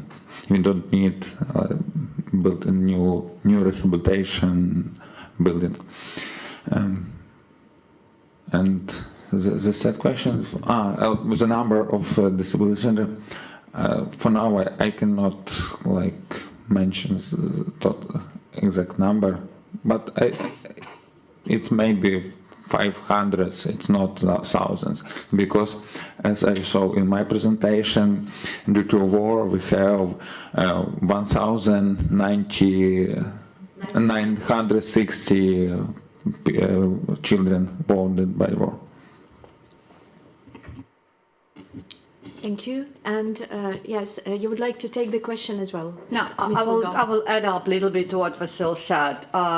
While we don't need to build new buildings, we need to update the existing infrastructure with bringing in new equipment. Another issue which is very important for Ukraine is a huge human capital crisis. As you understand that at the beginning of the war, a lot of people left the country, and historically, healthcare system is populated by women, and a lot of women left with children, and they were predominantly occupying, healthcare system and middle and lower level of medical personnel. So we need to train and retrain people, and we need to rebuild our educational system to bring both more physical therapists, occupational therapists into the field, into the profession, and actually update the knowledge of existing ones, bring new equipment, and to do lots of training. That's what was Pavlo mentioning, that's what Ahmedit is doing on their base as a center of excellency, bringing specialists from other medical and rehabilitation facilities and giving them additional knowledges.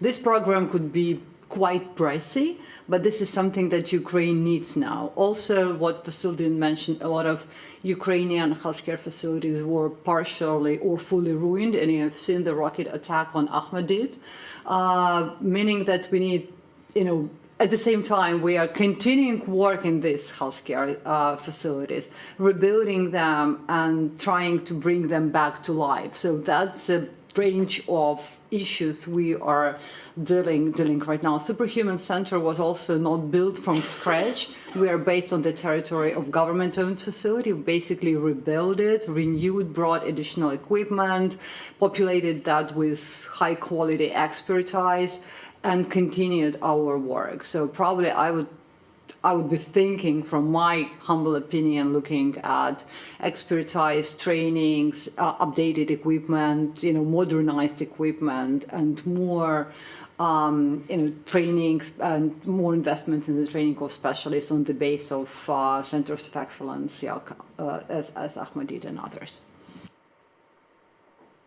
Thank you. And Ms. Libitsky, please.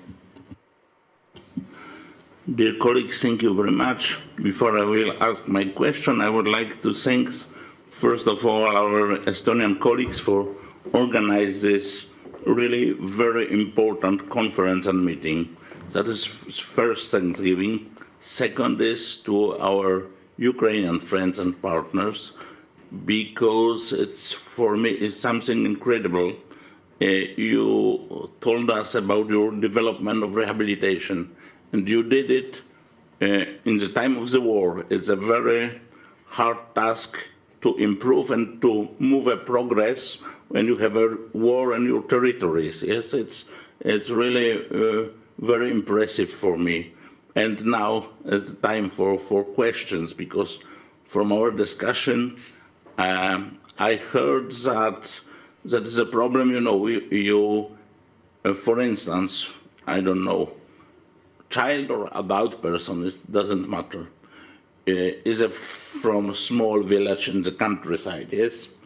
You are make a wonderful rehabilitation in superhuman, unbroken, and so on. And then this person, child or adult person, it doesn't matter, comes back to this countryside, yes? As there is no possibility to make the next steps of this rehabilitation. And because we are here also to make a lobby in our governments to give you the support. So my question is, if you will have the enough money to support such a child or adult person who is returning after rehabilitation to this small village, what will you do to improve and continue this process? Thank you very much.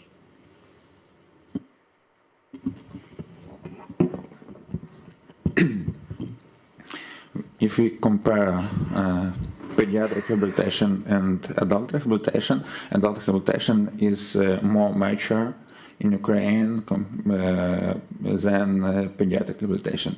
And as I mentioned, we have more than 300 inpatient facilities, also more than 400 outpatient facilities which provide rehabilitation service, and also rehabilitation service paid by National Health Service of Ukraine. But if we talk about rehabilitation, home-based rehabilitation or rehabilitation, community-based rehabilitation, when we talk about delivering rehabilitation for place where patient lives, we need to increase the quality and of our rehabilitation specialists, the first one, and give them to more high salary, because it's more simple. For example, for Pavlo, work in very good hospitals, in patient setting, but for small town, for small city, we need to increase their salary if we talk about if we have enough money. Excuse me, one more. So does it mean that your answer is that you will spend this money for increase the number of specialists also in the small hospitals, yes? Yes, we establish the system on the legislative level. Each multi-profile hospital should establish an inpatient unit. Also, small hospital in each hromada, in each community, should establish outpatient facilities. And we developed our rehabilitation system step by step. Our first step was that we investment in the inpatient facility, because if we have a gap on the intensive rehabilitation, our outpatient rehabilitation doesn't matter in this case. And now we already establish inpatient facilities, but try to continue to develop them, improve them. And in this year and next year, we plan to develop a network for outpatient facilities. I would like to add up a little bit here. It's not only about rehabilitation centers. I want to raise another very important issue where I think Ukraine needs support. Our country is extremely inaccessible. And this is another topic that First Lady of Ukraine is taking care of. Everything is perfect while the patient is at superhuman center. The moment he or she leaves and discharged, he or she goes back to their small community where there is no ramp, no possibilities for the person with a wheelchair to move around, and lots of our hospitals still are not accessible for people with disability, and we have seen that so many times. So Ukraine will face a very huge challenge of rebuilding the whole country and making it accessible for people with disability. We are not talking about rehabilitation, we are talking about literally the fact that the person can leave apartment and go somewhere. And some of our patients, they will combine wheelchair and prosthetics if they have very high amputation. Some of the kids will be stuck in a wheelchair forever. Will the country be accessible for them? Will they be able to go to school, to the cafe, to the movie theater? That, I think, is something as an area where our partners, international partners, can look at, because it will take years and it's very expensive and costly investment in the whole country. Thank you. And the last question goes from Mia Petra. And colleagues, I would like to ask you to be short because we will soon start our brainstorming sessions, and I will explain how we will work in the groups later. Yes, thank you. My name is Mia Petra Kumpula-Natrian, Vice Chair of the network and from Finland, MP. I know that our cooperation is a lot on the education sector and then the shelter sector, for example. But then it also links to actually what Rudnieva just answered, the accessibility, that once the country is recovering, a lot of wounded and then missing elevators, having the threshold to make life a pitier, that takes time, but then knowing that how annoyed sometimes you are counting the extra price for apartment requirements. So that is a slow move. But my more concrete question here would be on the queues, what you have. You mentioned 300, but 6 inside. So how is it now working? Do people need to wait on the queues with the acute need? And how is the international exchange happening? You referred to the German hospital recovery, or so that is it? How is it now on the 4th year of the war? Is it functioning better, worse? What are the figures and numbers for those in the urgent need but not able to have it domestically?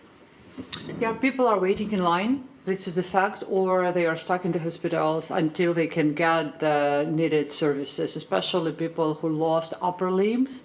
They are waiting in line for quite a long period of time that actually in the future can reduce the probability they will use their prosthetics when they get it, because they already adjusted. So that's a problem. Regarding the exchange with international hospitals, we are advocating for the fact that our patients have to receive healthcare on the territory of Ukraine, because we did gain a lot of expertise during these 4 years, and to have healthcare services in the country close to their beloved ones where they live reduces, it increases the success of rehabilitation, number one, and it reduces the costs, because we are not traveling, we are not spending money on travel. Also, the issue that I mentioned, that antibiotic infection control in our hospitals is very poor. A lot of our patients have antibiotic resistance, and that's a big challenge for international hospitals when they actually deal with our patients. So we prefer to deal with our patients on the territory of Ukraine, and we are absolutely happy to invite international doctors in Ukraine to work in multinational teams and train our doctors in big, large groups to do complicated interventions. Maybe my colleagues would like to add something. Thank you. Dear colleagues, now we move to for the brainstorming session.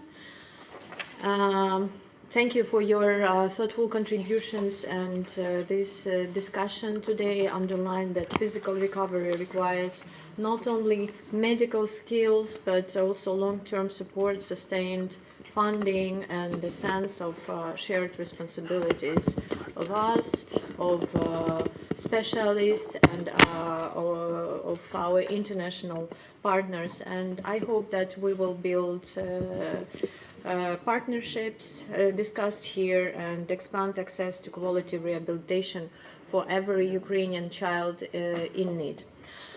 Dear colleagues, now we will have a brainstorming session dedicated to the physical rehabilitation, and the aim and the goal of this brainstorming session to come up with concrete ideas how we can help, how we can support Ukraine in its endeavor to build effective rehabilitation system, and how we can support our kids. We will split in two groups, approximately half-half. One group will be moderated by Ms. Mea Petra Kumpula-Natri, and another one will be moderated by Kadri Tali. So we will have one hour, and at the end, let us develop our recommendations, how we will overcome together these challenges. So let's just follow our secretariat, Estonian secretariat and PACE secretariat to the rooms. Maybe 10 minutes. 10 minutes coffee, because on the way we can have a... Sorry? There's coffee outside if we want to grab. We don't have time for coffee, unfortunately. We can grab coffee with us and bring to the room, because we just have 1 hour for brainstorming session. And I just would like to ask speakers to also to join both groups. Just decide yourself which group you will. Yeah, so we have in both groups that we will have representation of our experts.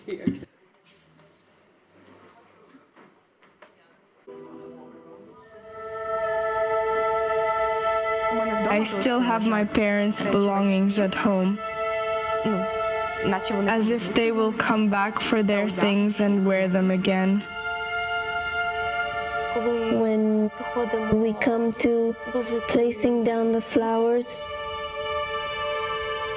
Dad always ends up crying, but I have no tears at all.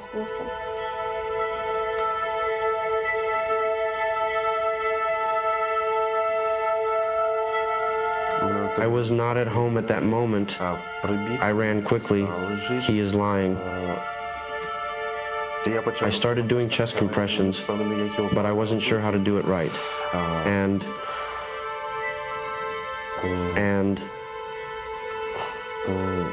he died right in front of me. I was trembling with fear, but, well, they assumed I was trembling because of the cold. They thoroughly searched both me and my mother. They undressed us themselves, waist high. It was really unpleasant. And half of our village sided with Russia. Many people have gone to Russian school, but we hid at home, and I studied in an online Ukrainian school. I didn't sing. We didn't sing it, we just stood there. Because we were tired of singing it, seriously, singing the anthem every morning. All is broken. There are people and their organs there. I was simply walking, just looking around at them, and searched for my parents. Then I saw my brother coming, and he just said they found Dad. I said, could I go and at least touch a part of the body just one last time, but they didn't allow me to. No plans for the future ahead, because broken into many little pieces. I can't really think about the future when I can't leave the past behind. Well, you know, I mean, like, I come to the graveyard just to speak my mind, to share what I am, how I'm feeling.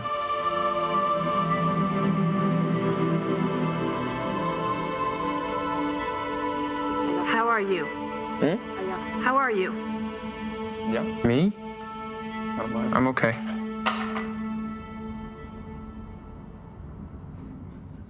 You just turn gray at the mere thought that a child could have endured this. Every single story and everything that transpires. Now in the temporarily occupied territories or in deportation, it is just horror. They are very frightened, with many fears, unusual fears. Specifically, there was a fear of losing willpower or being enslaved. I've never seen this before. They are not obedient, but submissive. And this is a fundamental difference. They do not protest. They lived under occupation for a long period, and thus in constant danger.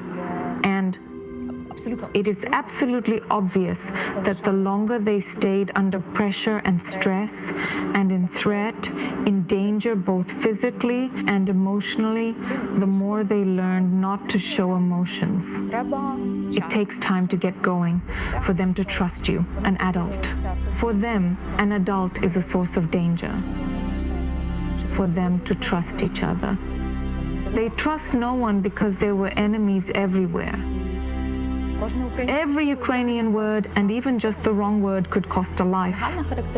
The general characteristic is such a suppressed ability to manifest. The ability to express any kind of emotions at all is completely suppressed. And this leads to the situation where many people are in a state of freezing, encapsulated in such traumatic experiences, and they need a longer period of time to process it, to fully uncover and understand this experience. Recruiting and reflashing. The first thing they establish when they occupy a territory is schools, and they resume educational processes. In Ukrainian schools, children are given the freedom of choice. They can argue their point and they can defend their opinions. And this is the most important thing they will need in their adult lives. And that is why it scares our enemies so much. Because if they do not forbid this, they will have a generation that can speak freely, that is not afraid of restrictions and limitations, that thinks and dreams exactly as they wish and desire.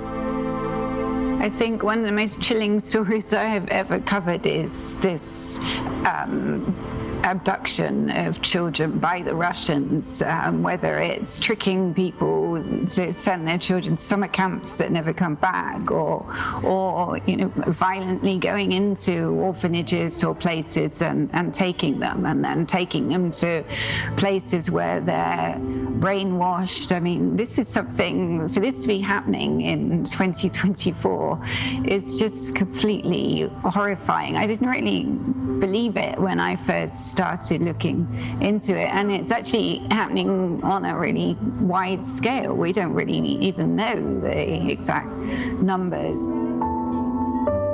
The Russians do not want to return our children. As of today, we have around 388 kids who have returned, and more than 19,000 that we know of. Children were deported, abducted, and forcibly relocated by the Russians since the year 2014. So the problem itself is not new, but its scale for Ukraine is catastrophic and unprecedented.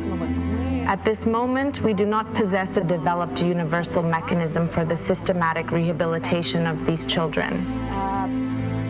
It is extremely important for all of us to come together so that everything can be built into one single, comprehensive and universal system, which enhances and complements each part, not contradicting or destroying the previous work done.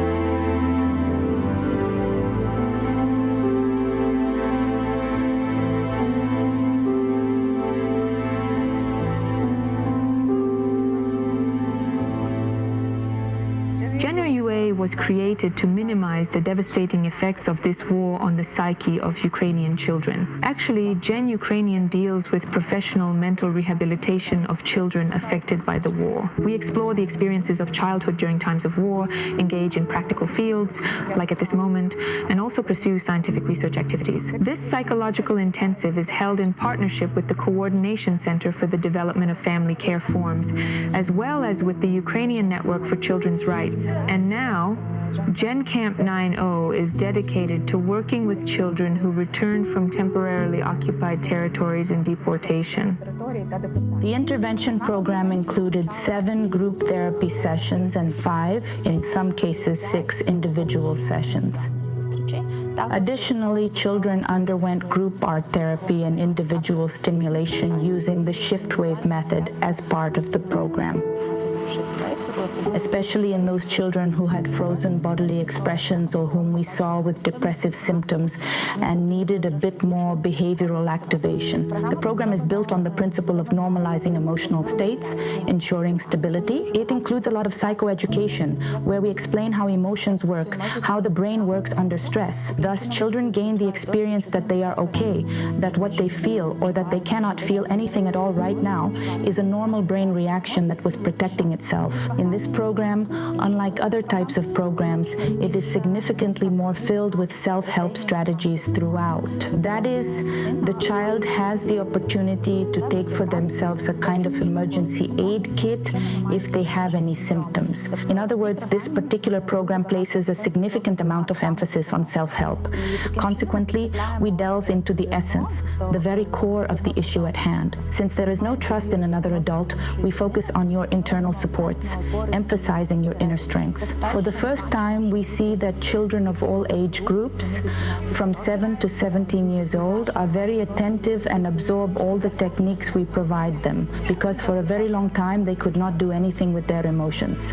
Therefore, we can confidently say that it is already successful now, and in the future, we hope that these techniques will stay with them throughout their lives, helping them continuously. We cannot give much because they do not perceive information like typical children, or those with loss.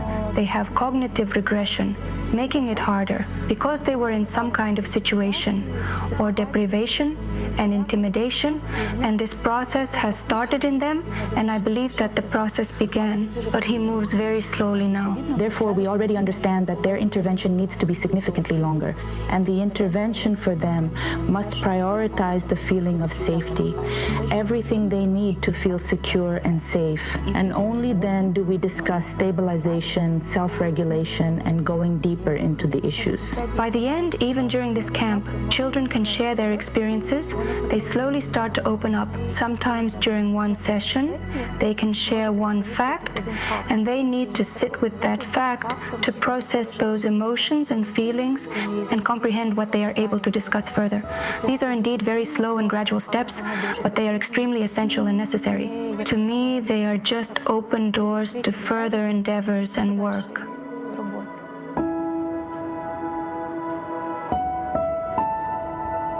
We involved our partners in this intervention process. This is Old Dominion University in the United States, specifically the Latvian Resource Center that specializes in adolescent suicide. Our objective at GEN is to engage absolutely all the possibilities, every technology that is cutting edge in the world today, in order to use them for the benefit of Ukrainian children now, because the intensity of trauma, the number of injuries, and their various types do not leave us with any other choice at all.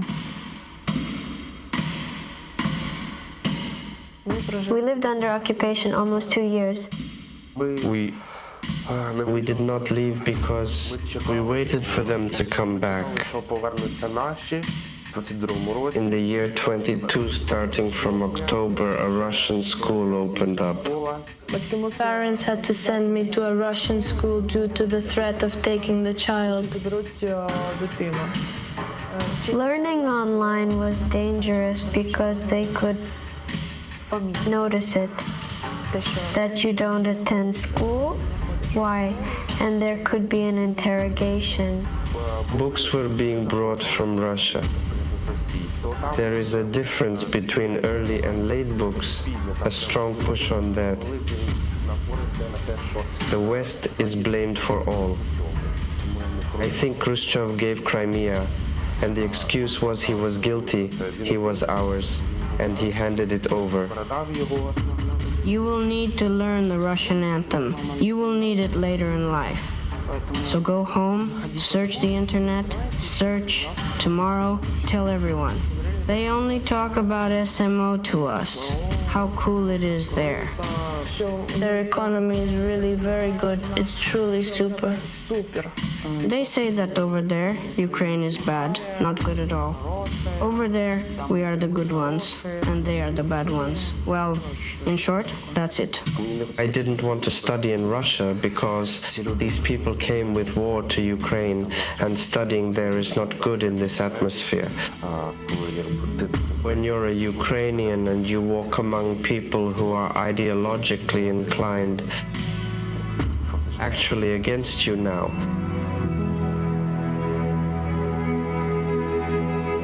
Russia commits 3 types of genocide against Ukrainians: to expel, to kill, and to assimilate them. All these 3 types of genocide are aimed at erasing the identity of the people. Identity, national consciousness, and memory that they are Ukrainians. A completely new component of this program happening now is the educational historical component. We decided to add this component to gently reframe these narratives in a playful way and replace them with factual information. And the main thing is that it happens in the game. It's an incredible process. We are very pleased with this element of the program. It worked perfectly. I am very grateful to my partners at EdCamp and to our teacher for their support and collaboration. Nowadays, students and children don't really require those teachers who merely read lectures, narrate stories, or display presentations. They can watch it themselves on the internet, and there is a lot of this information.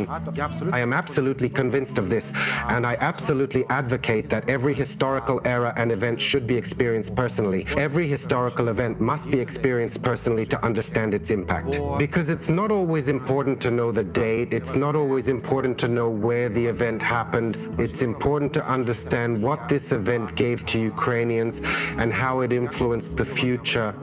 So this game, this interactive experience, this live communication and interaction, when they speak not what is required, but when they say what they truly want to express, when they prove it with their own knowledge and understanding, even if they are not perfect, they might not score the full 12 points. The points don't matter, but they know, they understand the basics.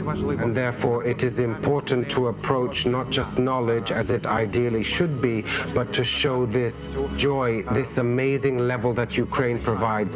What is so impressive about it? And it truly amazes. Kids' eyes open wide in wonder and they exclaim, "No way, it can't be true." And then they start digging deeper, and eventually the truth becomes reality. It becomes the actual fact.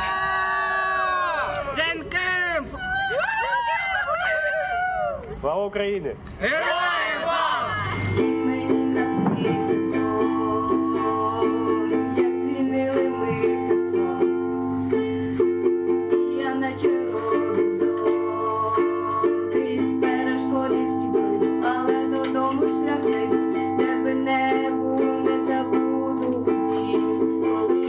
Закінчиться і вщукне дим.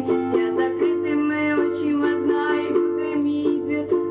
Де би не був, не забуду дім. Де би не був, не забуду дім. І хоч зараз він страждає від ракети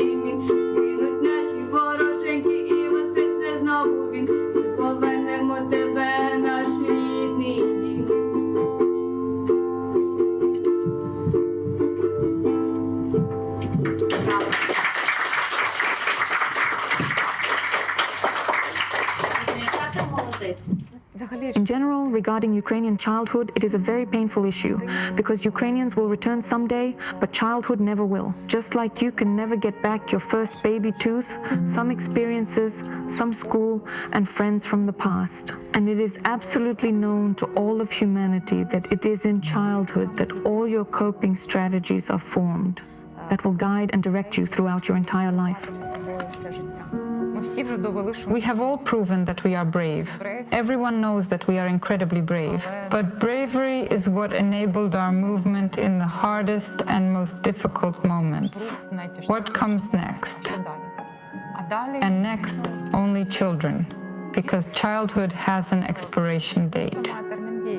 If we do not help our children now to survive this experience and be happy and strong, there will be no country. And a child-centric Ukraine is our path to ultimate victory. I believe we should not turn away from clear challenges. I believe we should accept everything that has happened to us and finding tools. Adapt, be flexible. This pain must be turned into fuel. Make effective protocols from it. Draw conclusions. Change the system, including the educational one. The system of providing social services today is honestly far from being ideal. Sometimes it breaks my heart when I realize that while we are negotiating, agreeing on policies, creating regulations, somewhere we are agreeing on legislative initiatives or changes, and very often we do not agree on them, so the children suffer. So this entire process is essential, but during this time, children suffer. I just want to set it aside and go help them. But that is not how it works. You can help one child, you can help 10 children, but you cannot assist thousands of children. For instance, this work with children, studying their traumatic experiences, their reintegration process, and supporting children after returning from deportation or occupied territories. We simply not only help a specific child, but we also seek the path that will help us find solutions, build systematic solutions around the reintegration of children after such severe traumatic experiences. And in this lies the value of this cooperation. In this lies the value of what we do every day for the children who have returned.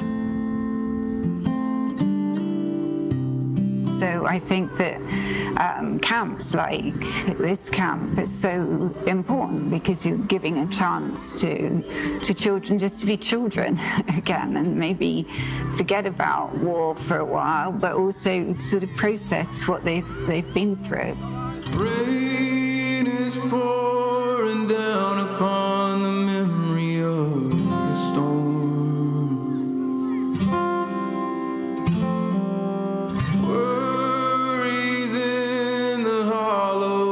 Regret is in the storm. You are not, you're not alone.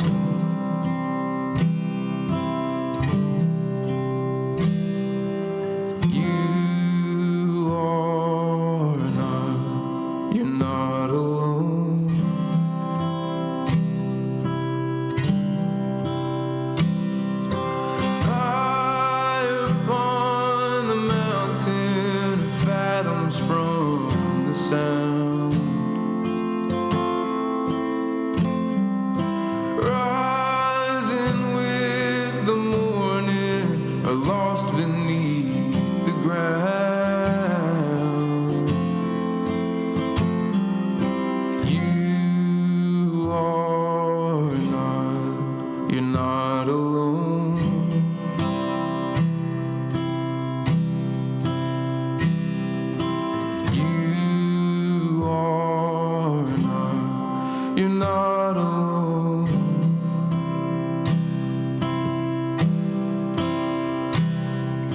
Even more joy and pride it brings me that in the eyes of these children, in their striving, in their words and actions, I have seen that they are not broken, that their will is not shattered, that their resilience is somewhere here, And even when they saw that I did not announce that we sing the anthem of Ukraine, they stood up, they immediately placed their hand on their heart and sang with full chest, with full voice. Because in this was felt this future, in this was felt this strength and pride for Ukraine, for our homeland, Ukrainians, and for its kids. When I hear that children say they will live anywhere, in any village but in Ukraine, when you witness how they wear all these accessories, crests, and how they value this, and then say, I understand that for you it is usual, but for me in occupation or in deportation it was a deadly danger even to think about it, let alone wear something. Therefore they are such little heroes, and for them you want to do more. I am very glad that I saw the children and their emotions. Very glad that they talked about the country, that they talked about themselves. It is very inspiring. And it is really very scary when children say, I thought I was no longer needed by Ukraine. How? We really need our children. We truly want them to come back home. This is the truth. But what I like about children and why I believe so much and created an organization to help children, because we see their transformation every single day. We observe their progress daily. We witness results. You gave them everything you had. They took it all completely. You gave, and they responded with mutuality. Their adaptable and flexible psyche can recover completely, which is truly impressive. So as long as I do this and see it, I still get incredible satisfaction. And children can definitely all be saved. Each and every one just needs effort and dedication. It is written here, love heals. When I considered the reform, I wanted to name it To Love. They said no, that isn't the current trend. Let it be, Ukraine for every child. But in reality, at the core of helping children, there must always be love and care. Loving is important, whether they are your children or not, whether you have kids or not. Just love children. Simply thank you very much.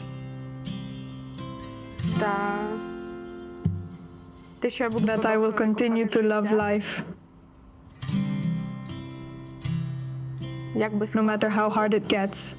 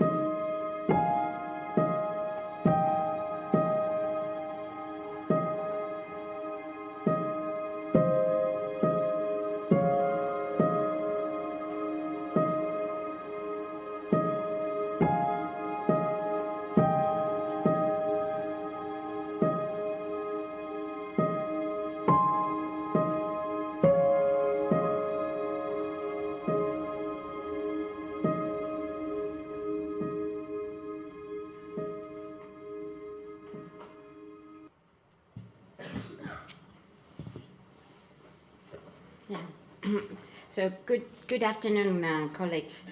My name is Minna-Liina Lind. I'm the Undersecretary for Global Affairs in the Estonian Foreign Ministry, and I will be moderating this afternoon session. And just a few words of introduction to the documentary you just saw. I mean, we saw the documentary called "The Stolen Childhood," and it was produced by Ukrainian. And of course, you saw in the documentary how the film gives voice to children whose lives have been changed forever by the war, and yet who continue to hope, to dream, and to heal. So I think the main takeaway, we were able to witness the incredible and extraordinary resilience in there. But turning now to the second session called the psychological rehabilitation. This afternoon, we heard this morning that you cannot really separate the body and the mind, so we cannot separate the physical and psychological rehabilitation from each other. And I must say that when I visited Kiev in December of 2023, it was the first meeting of the coalition of the deported children to bring back the deported children. Then, of course, the topics of that, the coalition, what we spoke about, was one thing. But then what we also were able to witness around in Kiev, and when I was thinking of the fact that every day all children in schools, in kindergartens, that they have to go to shelters, sometimes many, many times a day. I have 3 small children, 4, 6, and 8, and when I think that even to try, in very normal circumstances, to make them do something, how big of an undertaking. So it's incredible how the society has worked. So really incredible work, and as I understand, the bomb shelters currently being designed also in Ukraine follow the principles of brightness and child friendliness that help decreasing the anxiety. But we will now hear many great speakers on the invisible wounds of the war, the psychological scars carried by Ukraine's children, and behind every story of injury or displacement lies an emotional toll. The loss of home, and the loss of loved ones, the fear that lingers long after the bombs have stopped. These are not temporary wounds, and if unaddressed, they can really last a lifetime. So psychological rehabilitation is therefore not an optional extra. It is essential to rebuilding a healthy society. And it helps children find safety, rediscover trust, and reconnect with family and school life to have a normal life. And today's speakers will share now how Ukraine, with the support of partners across Europe, is building systems of care that respond to trauma with compassion, professionalism, and hope. So I'm happy to give the floor to the first speaker for introductory remarks, Ms. Signe Riisalo, who is the chair of the Social Affairs Committee of the Riigikogu. Please. Ladies and gentlemen, but first of all, human beings who really care, which is most important, talking about children always, especially in this situation. I'm going to be grandma second time, obviously today. And I am already babysitter for 3 years old granddaughter. Today in the morning we looked nice, colorful books with beautiful animal babies photos. I was in Žitomer region 2023 autumn. Estonia built daycare centers, kindergartens to Ukrainian children there. And what I recognize, they had color books with pictures of bombs, how to recognize these to avoid the worst what could happen. So there is the difference of the children here and there. Trauma recovery, resilience building, reintegration into the family and community life. This is one part of the work we are doing here in Estonia, other European countries, and also you in Ukraine. But I would like to give a broader picture where Estonia was at that time full-scale war started in Ukraine. That was COVID. Estonian people get really stressed. The prices got high. The society in Estonia was very anxious. And we saw that mental health issues in Estonia are rising dramatically. 2022, the same year we are talking here, Estonia built first time in history mental health department to the Ministry of Social Affairs. And that was the time we started to think how to share low barrier community-based services to our own people. And then we had to share that to most vulnerable people coming from Ukraine, not only children, also mothers, also grandmothers, also people with disabilities. It wasn't easy for many reasons. Yes, Estonia prepared. What if there will be refugees in Estonia? So far in Estonia has had less than 100 refugees in time, in a year. Yes, we trained to meet more, 200. We were prepared. But then we had 6,000 in one time to accommodate. So I think all Estonian people did what they could these days. State only couldn't manage, that's for sure. But also, more other issues around the people are important to settle down for a while, because everybody hoped to go back home quickly. Now we know it wasn't so quickly. Estonia decided to not make specific rules for Ukrainian people and children. And I think that was a very wise decision. All social services, all benefits, what for our own people, these were for Ukrainian people as well. The only difference was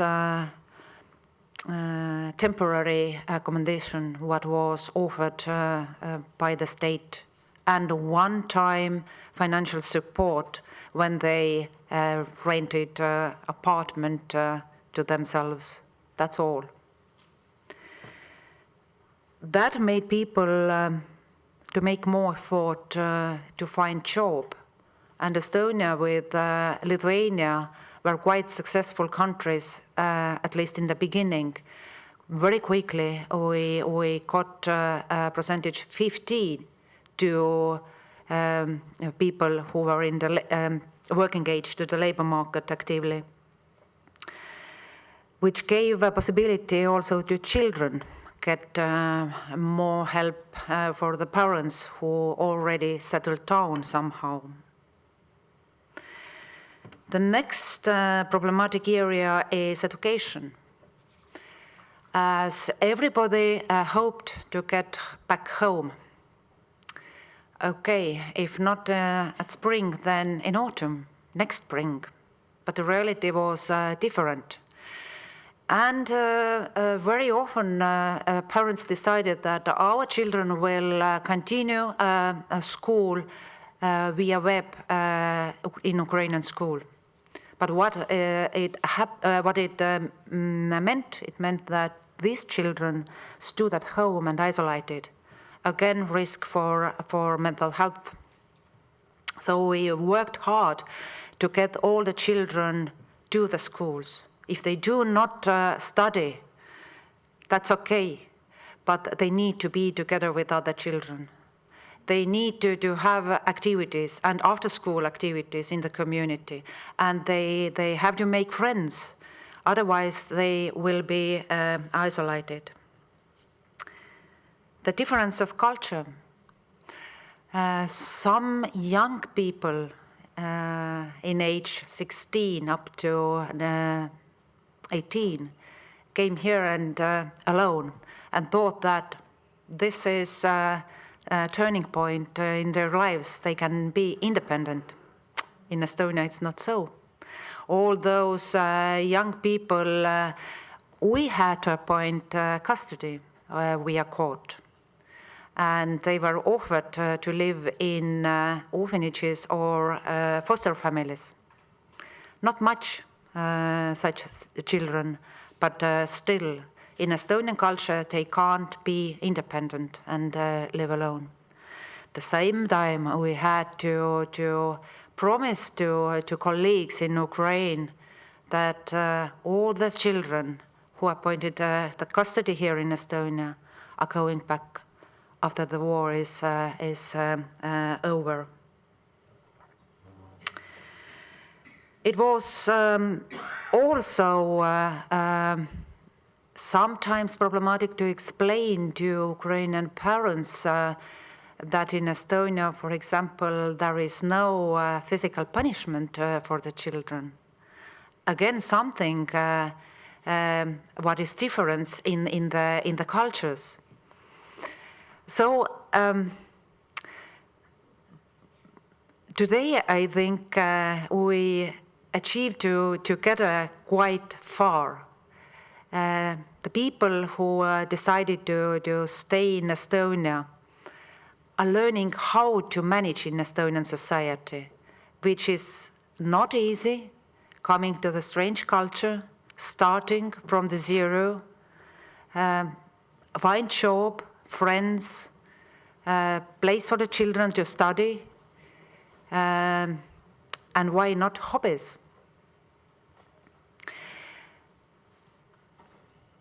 I really hope that my colleague from the Ministry of Social Affairs, Mrs. Arma, will tell what we did to offer psychological help to Ukrainian children, which was difficult because of the language issue. From one hand, we thought that it might be so people from eastern part of Ukraine came here because here is also Russian language, which is known for them as well. But the truth is that Ukrainian children speak Ukrainian, not Russian. But our psychologists speak Estonian, obviously, sometimes Russia, but not Ukrainian. So that was really challenging for us to find ways, and my colleague will tell what we did. So, from all my heart, I hope that all these children suffered, young people suffered, find a way in their lives. And I really hope that the way is connected with Ukraine, because the most what Ukraine after the war needs, people who will build up the country.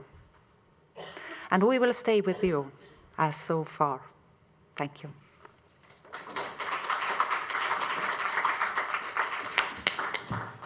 Thank you very much for this statement.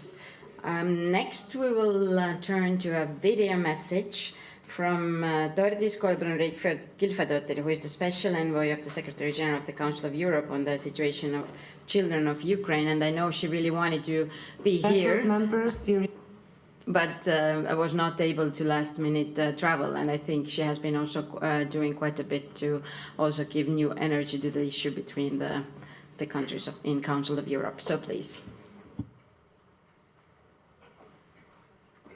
Network members, dear ladies and gentlemen, first of all, thank you very much for having me to this event. I really was hoping to be able to be there in person, but due to competing commitments, I am addressing you from afar, but will follow the event closely. First, the topic of this event really captures it awfully well, restoring childhood.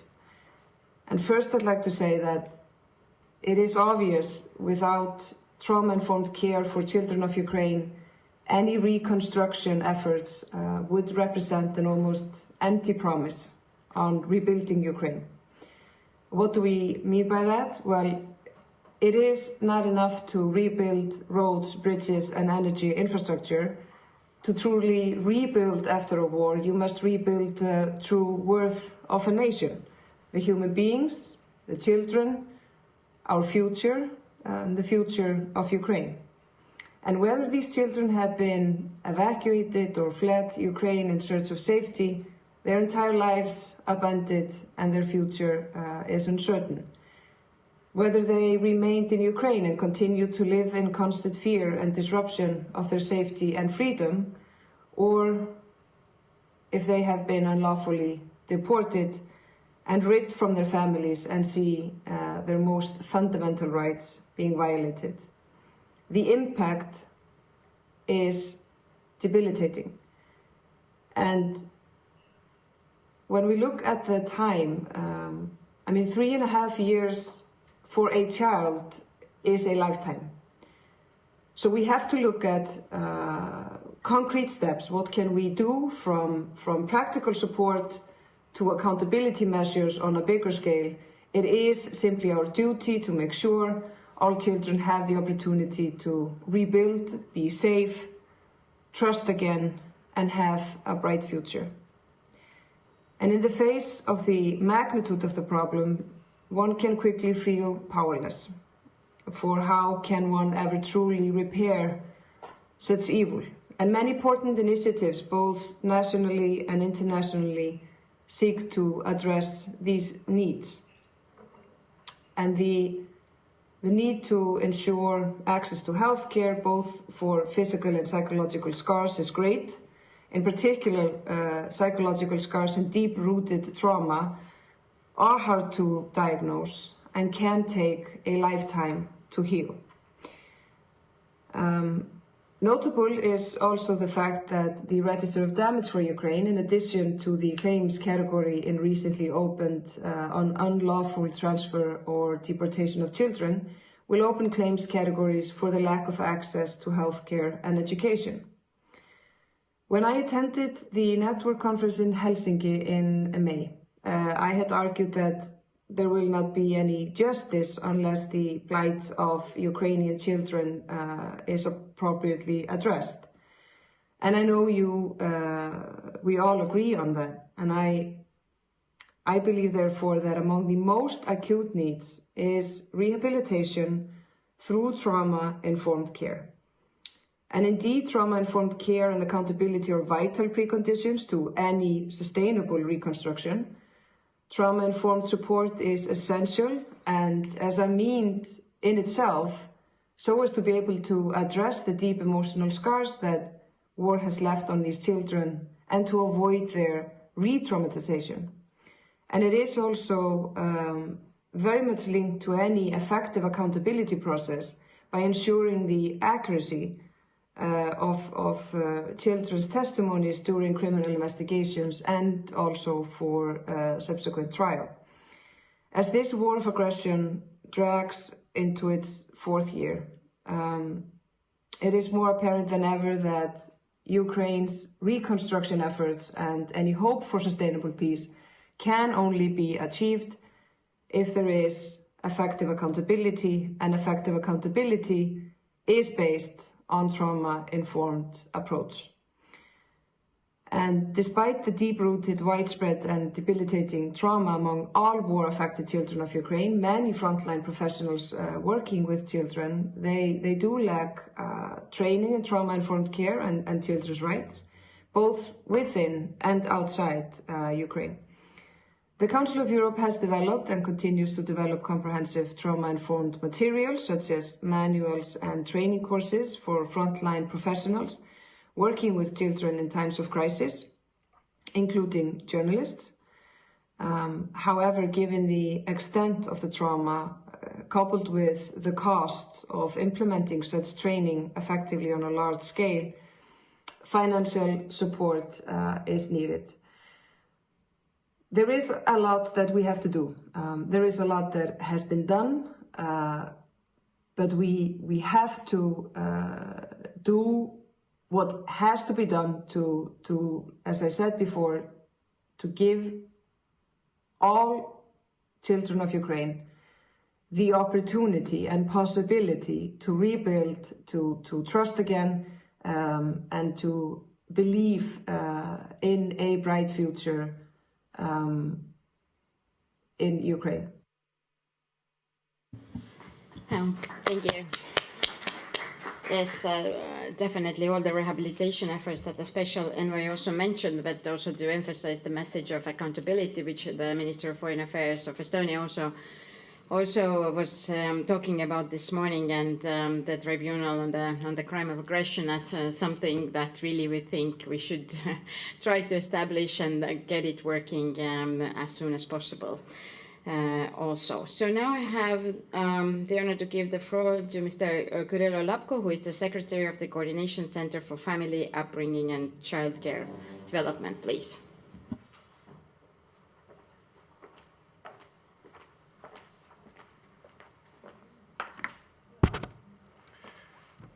Dear colleagues, hi everyone, and thank you so much for hosting this great event and of course for the invitation. But also important that right now it's Friday afternoon and everyone is still here, which is really great, and especially after lunch. So it's great that you're paying attention, and still the children's issue are in focus of attention of the European Commission and all our European partners that we closely work in. Here I represent the Coordination Center for Family, Upbringing and Childcare Development. Quite a frustrating long name, but we are the government body that works on the implementation of the better care reform, but also with the rehabilitation of children returned from deportation and forcible transfer. And firstly, I wanted to start with the brief overview of the data and numbers of children that were affected or directly or indirectly affected. And that's why the first session, I think, was really important and crucial, because basically you saw the faces of all the children that were affected by the war. While numbers, they just illustrate the scale of the problem and the scale of the horrible situation that is happening in Ukraine. You may heard that generally we have more than 7 million children that were directly or indirectly affected by the war. And we're speaking about children that were internally displaced from temporary occupied territories. We're speaking about children that were evacuated to the European plus countries. We're speaking about children that were deported by Russian Federation and indoctrinated in the Russian territory. We're speaking about thousands of children that were forcibly transferred within the temporary occupied territories. We're speaking about thousands of children that also lost their family members, and we can still continue counting, and even though we will not show you the correct picture, because, for example, the temporary occupied territory is out of the scope of our possibility to find casualties and killed people. From the verified data, we have 2,500 children that been killed since the full-scale invasion, but you may understand that this number, it could be much higher because we don't know the situation in the temporary occupied territories. We know that mostly everyone in Ukraine have the mental issues and psychological issues because of the war. And because from the data that we can see, 1 from 5 children and adulthoods, they have potential PTSD problems that we also can see through all around the country. And that's the problems that are connected with the war, with the social problems that come from the war, and so on. Why we're speaking a lot about children and why the psychological situation with children is so important? Because firstly, children, they are our human capital, and it's really important for all of us to help the children and to understand how exactly we can support them. But also, this early aged period is very important for the formation of the human, because basically what the child is going through is his long-term way of living in this life. And neurodevelopment is pretty much crucial within these first ages until the child is turning 18. And displacements, war is really making a huge scar on the psychological situation of the children. And basically, that's why our center was established. We were initiated by the President of Ukraine and by the Ursula von der Leyen, as I said, firstly to develop the better care reform, which is the development of social services for local communities, for families, for children, just to build a system that is capable of dealing with the traumas of the children, but also on developing the alternative care models for children that lost their parents or are in residential institutions. But from the other perspective, we're also responsible actor for coordination of reintegration of children that were returned from deportation and temporary occupied territories as the part of the Bring Kids Back project. And as you may heard, just last month, we had the International Coalition meeting in New York City, where most of the countries that present here were present also there. And just wanted to say separately, thank you so much for such a dedication and the work that we still continue doing on helping deported and returned children. And speaking about numbers and the situation with children returned from deportation, Mrs. Elena really asked us to give more briefing on the real situation and the psychological traumas that we can see from children that we work with. From those videos that we have seen, you saw pretty much everything, but I just wanted to give you an overview by just imagine how it can look like. Because you can imagine that you are, for example, a boy or a girl on the temporary occupied territory, and you may see like your mom was raped and then killed by Russian forces. And then you were supposed to live for half a year on the temporary occupied territory with the same soldiers that raped and then killed your mother, just waiting until your dad and brother will save you from this kind of the situation. And it's not something that I'm taking from my mind. That's the fresh case of the boy that we have returned a couple of weeks ago and trying to reintegrate in Ukraine. And as you may understand, it's really, I think, impossible to fully heal the child because all these traumas and all this experience will still be with the child through all his life. But what we can do is just to help him to overcome this trauma and to teach them to live with this kind of trauma within the whole life. We can give him all the opportunities to develop himself in Ukraine. We can conduct the reintegration, provide the psychological support, but basically that's the only thing that we can do. Because after this experience, it will really leave the huge scar on your future life. As I said, we have returned, as of today, 1,700 children already, and our coordination center is basically conducting the case management and reintegration of every child that was returned back to Ukraine. I will not stop here too much because we have a lot to speak about, especially within the gaps and barriers that we have connected with all this situation.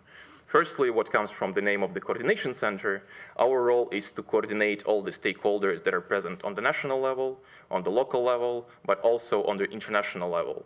So the cooperation between all these actors is really well planned and well implemented.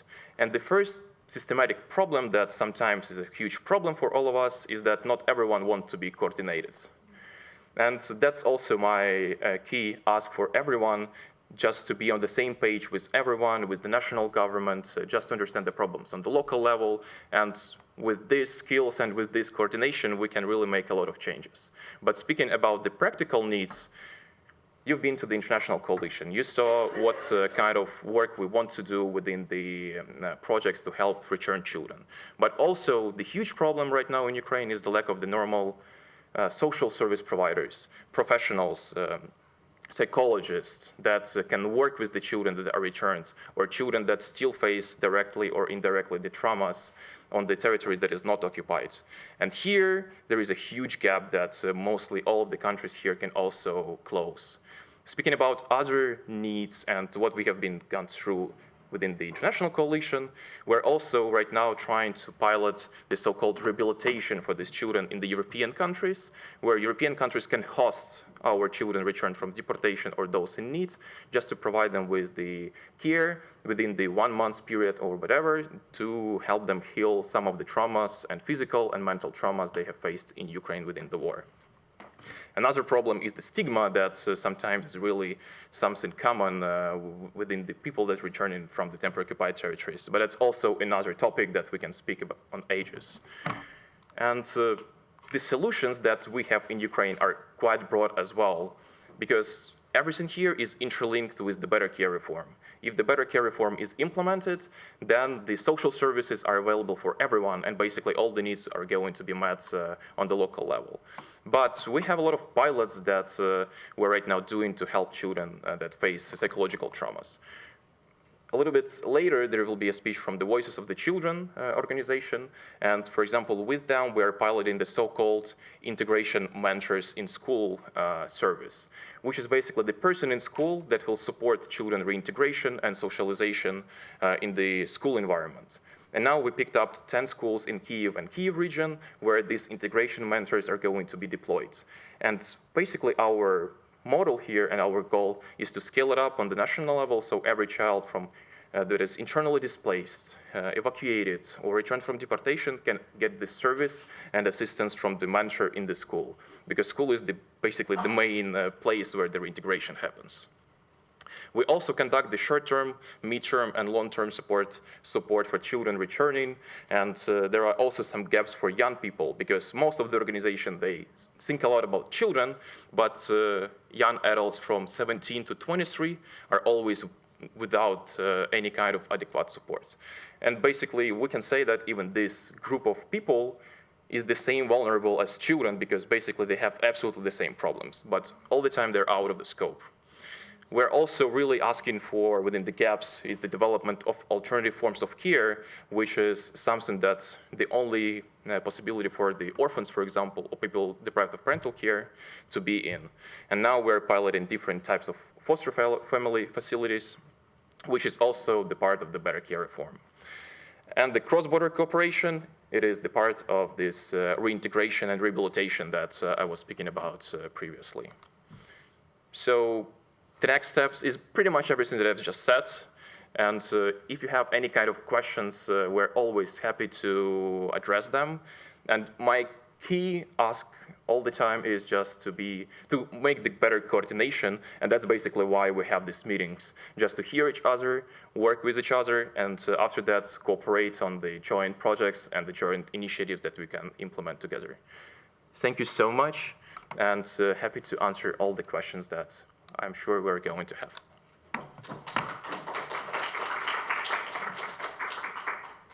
Thank you so much, Carola. It was very good to see all the numbers there, because I think what we also have to do in the wide world is to talk about all these numbers, how much it's affected, but also what Russia is doing. And I think, therefore, you mentioned also the meeting in New York during the high-level week of the coalition. Definitely, this was also the point there, to raise awareness, but also to coordinate better. And I think the better coordination in the international sphere is also very, very important. And I think your solutions page we can just follow very easily on. So next, I will give the floor to Natalia Masiak. She is the CEO of Voices of Children Foundation, child and adolescence psychiatrist. Please, Natalia. And the third in the main role for me is mother of daughter who is 10 years old, and she's younger than war in Ukraine, which is really horrifying and terrible. Closer to microphone. Okay, I can do it. I would ask to start with the video, if you don't mind. Yes. Because it's so serious, but we are talking about children and about childhood. And I want to focus your attention on how how childhood looks like in the front line. Now you will see a video from Mykolaiv, a city that is 40 kilometers from the front line. I want you to see how childhood looks like there. So please. My favorite journalist.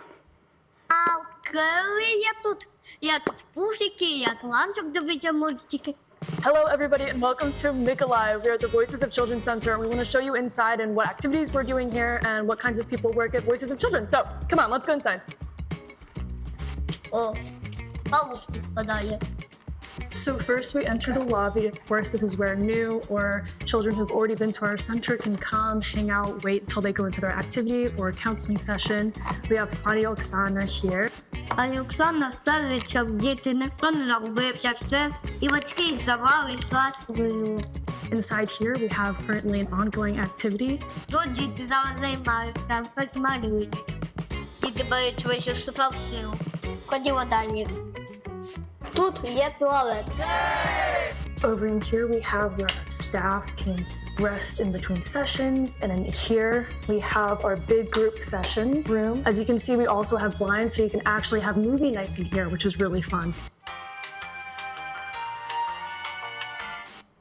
In here, we have our individual counseling room. And maybe my favorite room, playroom. I wish I had one of these in my own house. Це балансію. Нічого, зараз ми все полагодимо. And we hope that you guys can come visit us in Mykolaiv. So, бувай. So yes, it's important to understand that when we talk about children, we have to talk about normal part of childhood is to play, is to visit friends, and it's something we have to pay attention to also. So charitable foundation Voices of Children works in Ukraine for 10 years. We started as an initiative of volunteers, 3 volunteers who came to the eastern part of Ukraine to support children and to do whenever they can, whenever they do. And now it is one of the largest charitable foundation who work in area of child mental health in Ukraine.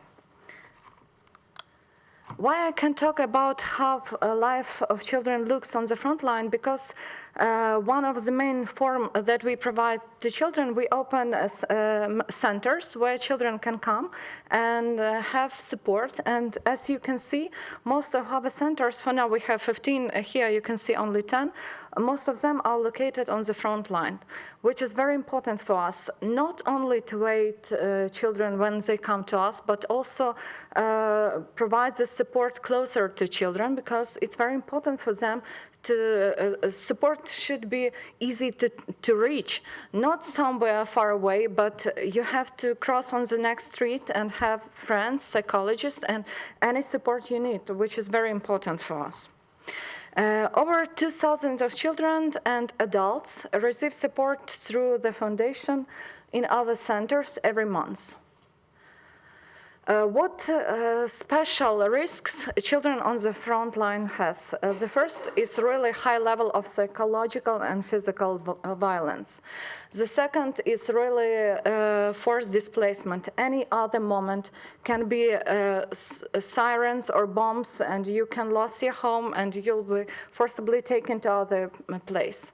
Separation from loss of family members, limited access to education. Unfortunately, as our colleagues also mentioned, very often children don't have access to psychologists, but even to such simple thing as go to the school and have a friendship with your classmates, which is so important for children to have in childhood real friendship.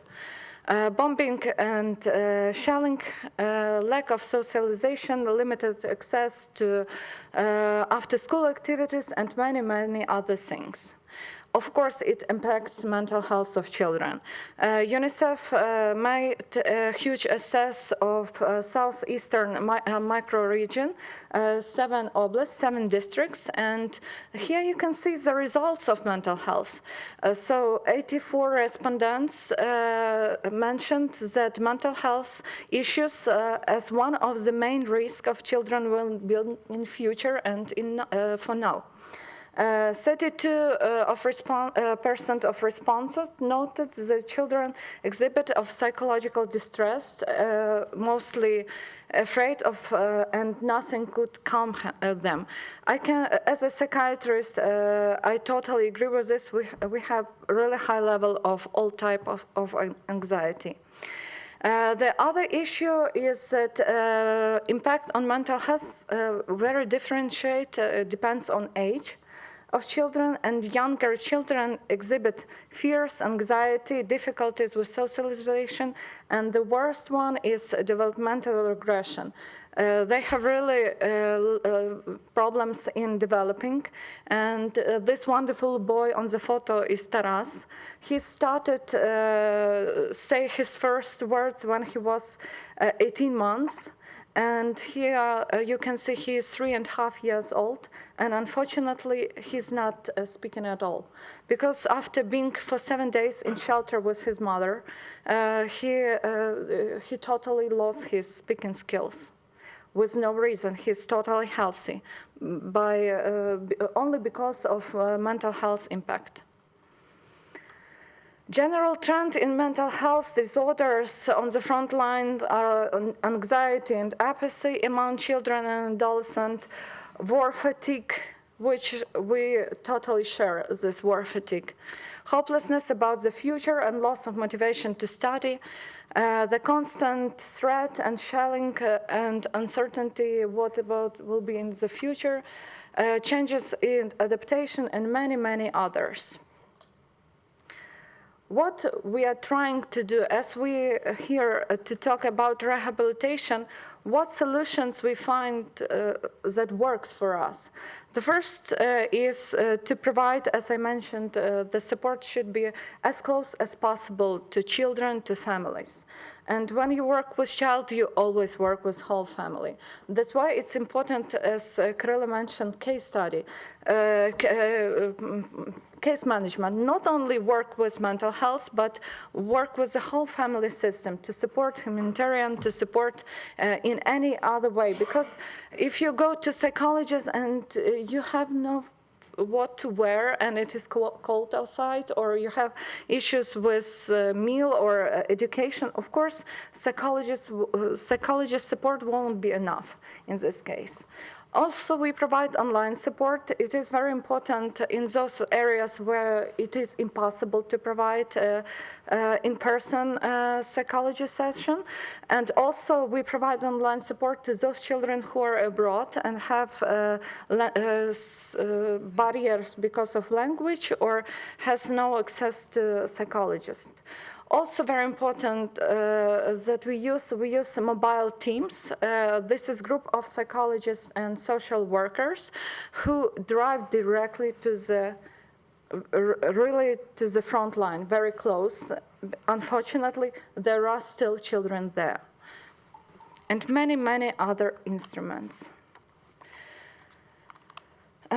Also, we use a program, short-term program. For 3 weeks, we work not only with child, but also with whole family. Especially, we are focusing on those mothers who is staying by themselves with children because parents are in captivity, in Russian captivity or on the front line. They also need support, and we can count on mother who is really tired because of everyday tasks. This is one, Victoria, I'm sorry, and she has 3 kids, and her husband is in Russian captivity for 2 years. And she was totally disaster of this situation. You can imagine, a husband in captivity, 3 kids at home, and you have to do something. But it was helpful for her. If to talk what we need, my colleagues say a lot, and it is really very important to use all resources to help us to stand with children, to survive in these tough conditions. But if we will look at the situation from the child perspective, of course, first of all, they need secure, they need safe, they need peace, as all of us. Also, if we look at what we need from perspective, it's not me. From perspective of psychologists, we also need to be a good community of specialists. Very often it's so helpful to talk with your colleague from other country to discuss some tough case and have other perspective, because when you from day to day do the same things, you're a little bit tired and you see from one perspective. It's so helpful to talk to colleagues from other countries, and it also very helpful. And very important is to coordinate everything. This is a map of mental health support from Ministry of Health of Ukraine. Here you can see where are the places where you can get psychological support, psychosocial support. This is our partners. We have really so many friends all around the world, and that's why we are standing. And a friend in need is a friend indeed. It's something that we see here. So just to summarize, to help Ukrainian children is to support system, to support families, to support also people who work in mental health area, because it's very important to support specialists. And together we will stand these horrifying conditions. Thank you so much.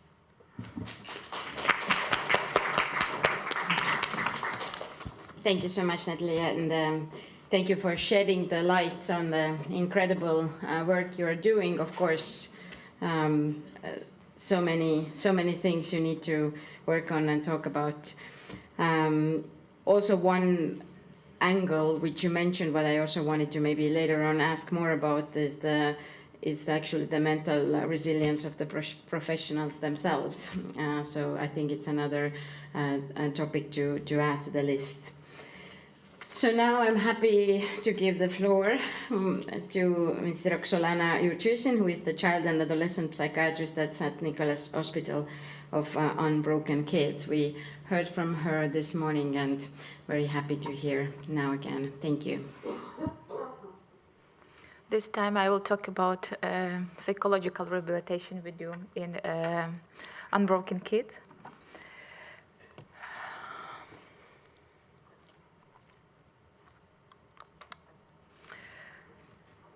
So we cannot erase what children have lived through, but we can help them rebuild trust, identity, and hope. And this is what Unbroken Kids stand for. I lead the Child and Adolescent Psychiatry Unit and Mental Health Center, the first and the only department of its kind in Ukraine, operating within a multidisciplinary hospital. And this is our hospital.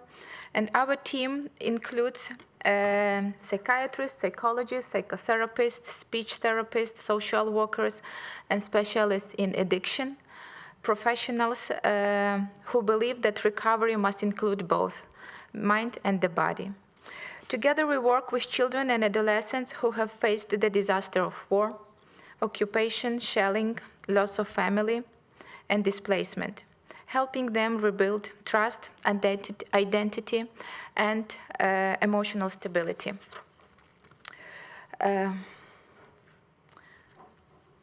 What is our work and what is the impact? So in 2024 alone, we provided more than 4,000 consultations for 2,800 children and adolescents, and treated 398 children in the inpatient psychiatry unit. And among them, there are more than 400 children of military personnel and more than 300 children, internally displaced children. And these numbers shows not just the scale of trauma, but also the scale of hope, because every child who receives care is a step toward recovery for the whole country. Trauma manifests in a wide range of mental and behavioral disorders, from the mood disorders, anxiety, eating problems, somatoform disorders, to substance abuse. So that's why we have an addiction specialist in our team. And today we see more and more teenagers struggling with emotional instability and self-harm and suicidal ideation. And Ukrainian children and adolescents today illustrate two trajectories of war psychopathology. It's a classic post-traumatic reaction, such as PTSD after occupation or loss, and this is an exacerbation of pre-existing conditions. For instance, obsessive-compulsive disorders progressing to pre-psychotic states. And what I mean saying by that war doesn't create new disorders, but it profoundly reshapes their course and severity.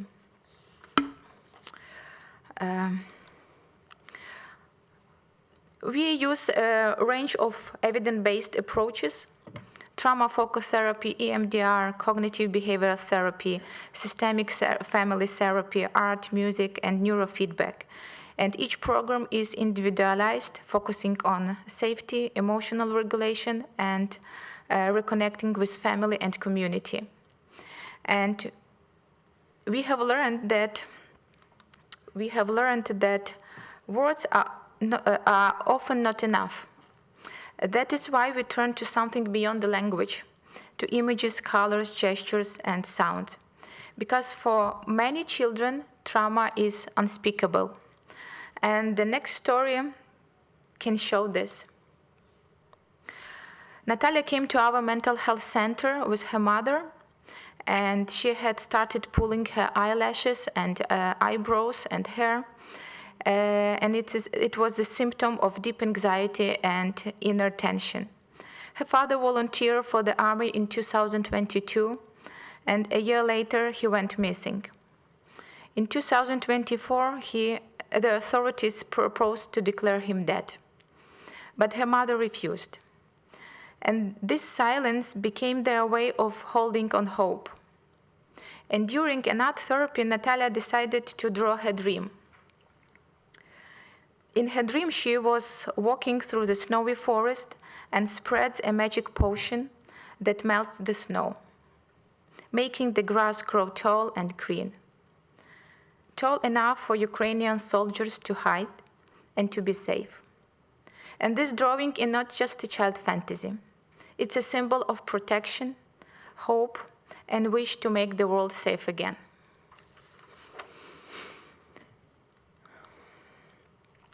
One of our strongest sides is a partnership. We work closely with international colleagues who help us grow, learn, and improve trauma-focused care. With our partners in Austria, in Switzerland, Psychiatric Hospital of Lucerne in France, with Prima Levi Center and Montpellier University Clinic, we have regular supervisions and discussions of complex trauma cases. And with the Sick Kids Hospital in Toronto, we are developing an integrated inpatient model, training for our medical aides, for nurses and doctors to deliver trauma-informed care across the whole hospital. And our next step is to expand this model. We plan to create simulation-based training for teams from other hospitals of Ukraine so that trauma-informed rehabilitation becomes a standard everywhere across country. But this also requires steady investments in people and training and in community of care. To make this happen, we need to recognize our deficits and needs, and our main challenges today are systemic. First, there is an acute shortage of qualified specialists trained to work with trauma, especially in children and adolescents, and as Kyrylo and Natalia mentioned, those young children who are in transition period. And the scale of psychological needs among young people has grown exponentially, while professional capacity is still developing. Working with the warm trauma requires specific skills and supervisions. The second, this as finding remains a key challenge. We need steady support to keep care ongoing and pay our specialists properly and make sure children can complete a long-term recovery program. And these challenges cannot be met by the healthcare system alone. They require international cooperation, investment in human capacity, and shared commitment to rebuild not only health, but also the future of Ukrainian children. Unbroken is not only a medical project, it's a human one. And it shows that even in war, compassion and professionalism can restore dignity, function, and future for those who suffered the most, our children. And we cannot change the past of those children because nothing can undo the harm that has been done to them. But we can help them transform themselves, restore their sense of self, and reclaim their inner worth. We can help them stop being victims of their past and become individuals who feel empowered and responsible for their own destiny. People who understand their life story and are able to come to terms with it. And only through this process, they can experience post-traumatic growth and develop lasting resilience. Thank you for your valued attention. Thank you very much, Roxolana, for sharing your everyday work with us, and also the stories of the children. So now I'm happy to turn to Ms. Katrin Aarma, who is the Mental Health and Psychosocial Support Services Advisor in the Mental Health Department of the Ministry of Social Affairs of Estonia, and Signe Riisalo already in her opening remarks also referred to her and the work they've been doing. So please. Yeah, thank you very much. Dear parliamentaries, dear colleagues, dear friends, thank you also for the organizers for bringing us all together today. My name is Katrin Aarma. As said, I represent Ministry of Social Affairs, Mental Health Department, and I'm the advisor on mental health and psychosocial support matters here in Estonia. As my dear colleague Ms. Riisalo introduced in the beginning, I will also highlight some more aspects about mental health system here in Estonia, what we have been doing. Since 2022, when the Mental Health Department was established in the Ministry of Social Affairs, Estonia has been systematically building and developing a national mental health system, step by step. One of the steps has been the decision to make the International Mental Health and Psychosocial Support in Crisis, the MHPSS methodology, an integral part of the national preparedness system. Just like Ms. Natalia Masiak showed that they have been doing in Ukraine. Implementing the MHPSS framework has helped to map different areas and connect different sectors to better utilize the resources we already have and to become more MHPSS sensitive. As a general principle, mental health services for refugees are offered on the same principles as for locals in Estonia, with the main entry point to services being primary health care. However, due to the large influx of refugees, additional temporary measures were needed. In addition to psychosocial crisis support, helplines and online advice offered by the Social Insurance Board, the Ministry of Social Affairs activated a network of pastoral care workers in March 22 to offer psychosocial support to Ukrainian refugees. During first 6 months, there were about 2,000 pastoral care counseling sessions every month. The ministry had opened application rounds for 2 support measures for local governments to offer psychological counseling and mental health services to both locals and refugees in order to improve the mental health support accessibility at a community level. In 2022, the Ministry of Social Affairs, in cooperation with the WHO, also conducted an initial mapping of competencies, resources, and capacities of mental health and psychosocial support and service providers in Estonia to obtain an overview of who is where, when, doing what. Over 30 Estonian organizations and institutions from across various sectors, including social, education, and health, participated in the mapping. MHPSS mapping helped to foster a community of experts, including Ukrainian psychologists and specialists here in Estonia, who had previously worked in a fragmented way to further assist refugees together. An additional package of mental health services specifically for refugees was prepared to respond to the increased demand for services. And in October 22, the first refugee-specific community-based support measure was opened. The second, more comprehensive measure was opened in April 23. The aim of the support measures was first to provide direct mental health services to war refugees in Estonia.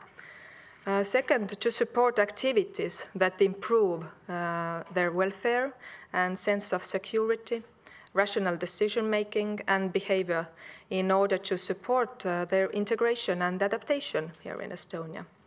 And thirdly, to encourage a supportive environment in which the refugees would be as healthy as possible, socially and professionally active, and where their children would be well supported.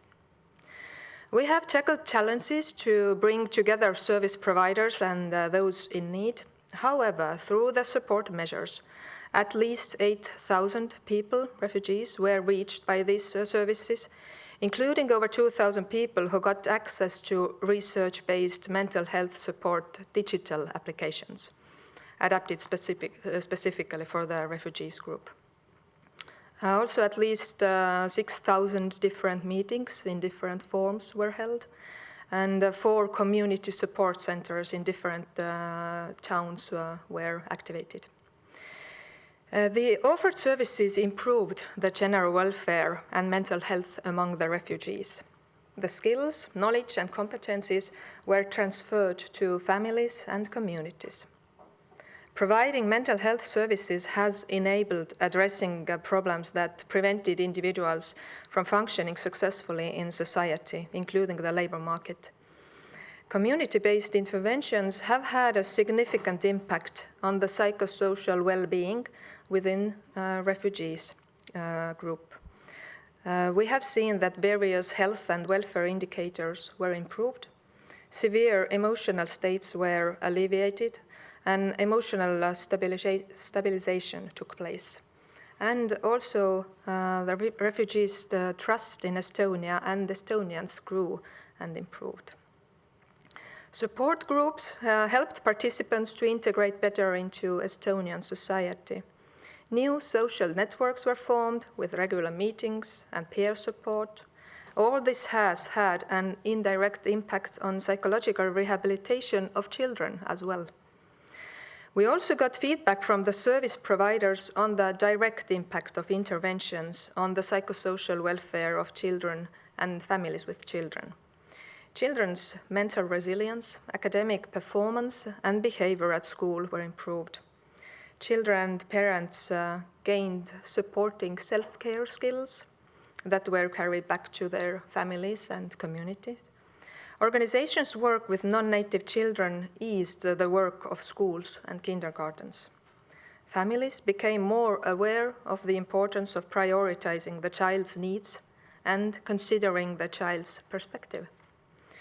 We are truly grateful for the efforts of all our partners at different times throughout the years to support Ukrainians and Ukrainian children affected by the war. We have seen the best results being born through coordinated cooperation of a broad network, relying on data, preparing targeted specific additional measures if needed, and most importantly, having the same goal and motivation to support those in need. Thank you. Thank you very much, Katrin, for giving us the overview of what has worked and all the experience also here in Estonia.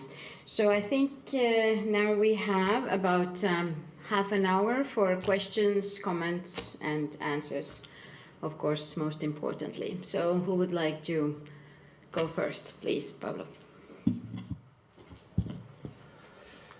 Dear colleagues, today we are talking about one of the most sensitive issues of our time. We all see that the war has affected every part of life, and children are suffering the most because of stress, loss, moving to a new place, and being separated from family. Many children are struggling emotionally. They need psychological help and proper education. Our job as parliamentarians is to make sure the state listens to these children and supports them. In Ukraine, we have already changed the law and recognize this type of learning difficulty. This means schools can better adapt teaching to children's needs and give them extra support to help them learn and grow. The Ministry of Education, together with experts, has developed recommendations on how to support children who have learning problems because of mental or behavioral disorders, such as depression, anxiety, eating disorders, or emotional difficulties. To understand the scale, here's one example. In a regular class of 25 children, an experienced teacher can usually point out about 5 who need extra attention. 2 might have small difficulties, 2 others more serious ones, and one child might need professional help. And now, with constant shelling alarms and stress, the number of such children keeps growing. According to Ukrainian research, between 2022 and 2024, the number of children diagnosed with mental or behavioral disorders increased by more than 20%. That's why we continue improving our laws to make sure every child, no matter their health or experiences, has access to good education, physical psychologist, support, teachers, assistant, and an individual learning plan. Thank you. Thank you very much for your remarks. So please, Mia Petre. Thank you so much. I'm touched because I heard something that I never heard put so nicely, was the video describing the motivation to help children, that you really concentrate upbringing children and educating them to become the form a future of democratic states. So that was nicely put, that we should do everywhere that the education system teaches children to express their motivation. And this is very modern and nice. We should consider everywhere.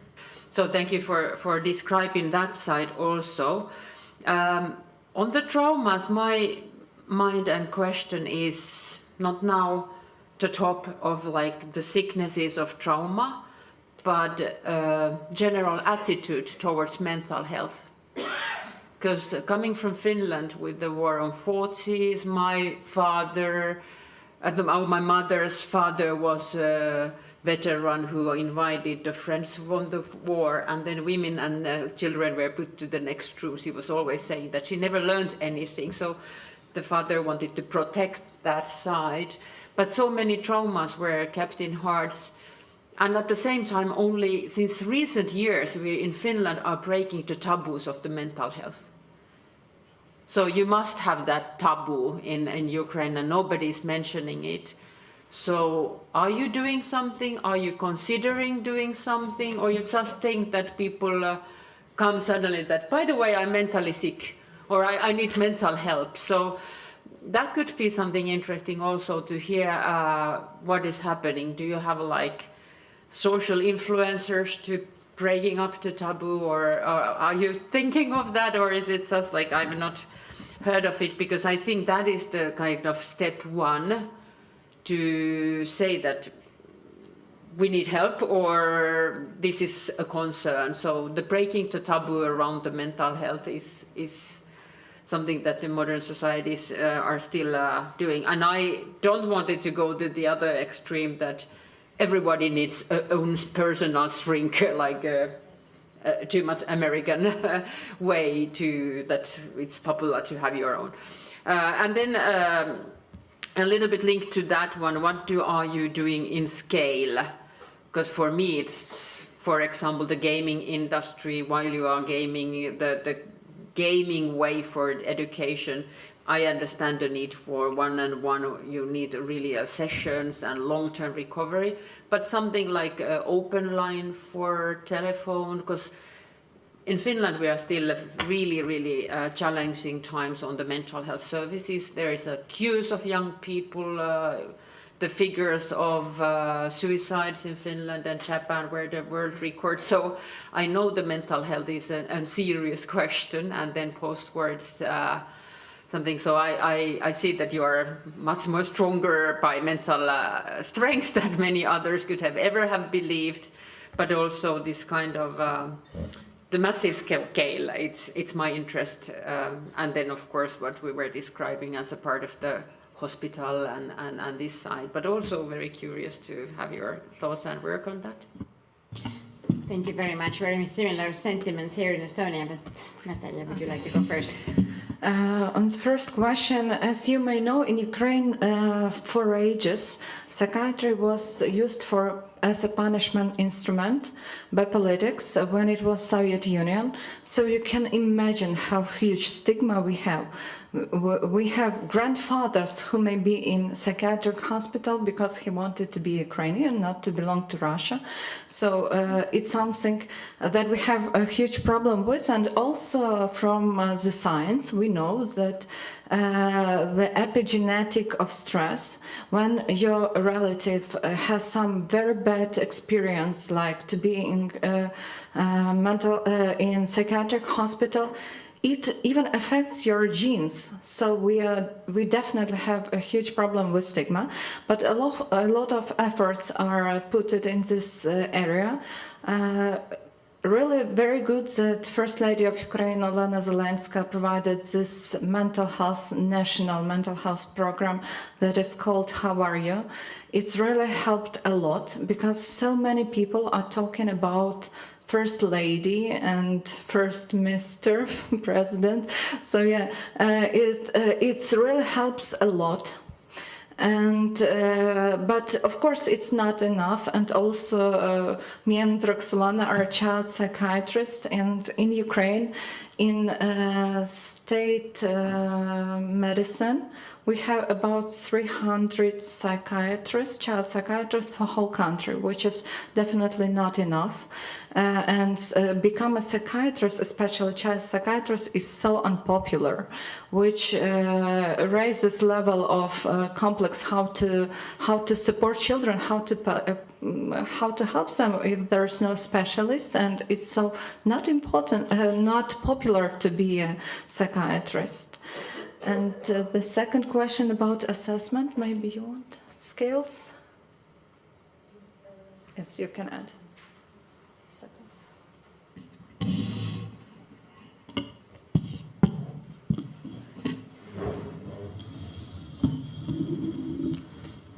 So yes, I agree with Natalia, and as I mentioned, that we are overloaded with patients that are not directly affected by war, but all the children, they are living in a huge stress and inner tension because of what is going on in the country. And you can be very far from front line, but you are still in that process. And you're not. It's not necessary to have or to diagnose PTSD in our children, but they have many other symptoms and neurotic symptoms and disorders that influence their quality of their lives, influence their mental health, and influence their cognitive functioning and learning process and developing. Scales which we use, they are not yet adapted in Ukraine, but some of them we use like CATS 2 or crises 8. This is about crisis moment that happened into the life, and our psychologists are well educated how to do those scales, because it's not just to feel it, but fill it in, but to also to interpret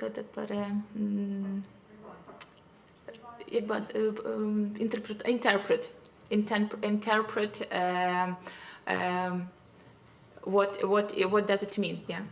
And then it's very important because it also influences the course of treatment and the course of psychological support.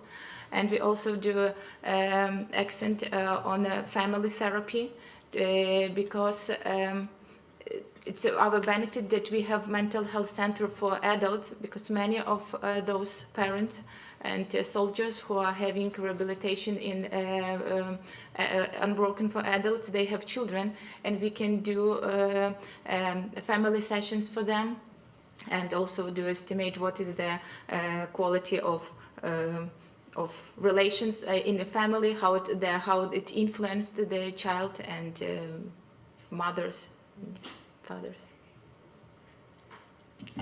Thank you. Yes, it was Signe Riisalo, then please you. Yes, Mia Petra, you brought up a very important issue, what we see in Estonia, taboos. I mean, older generation, especially men, they really avoid psychologists and all kind of help or discussion about mental health or the problems. But what we see, the younger generations are much more open and they really seek for help. And this is what we see from researches. They know more about possibilities to get help, and they also are more ready to get the help. And especially men, yes, older men are the problematic target group in our society.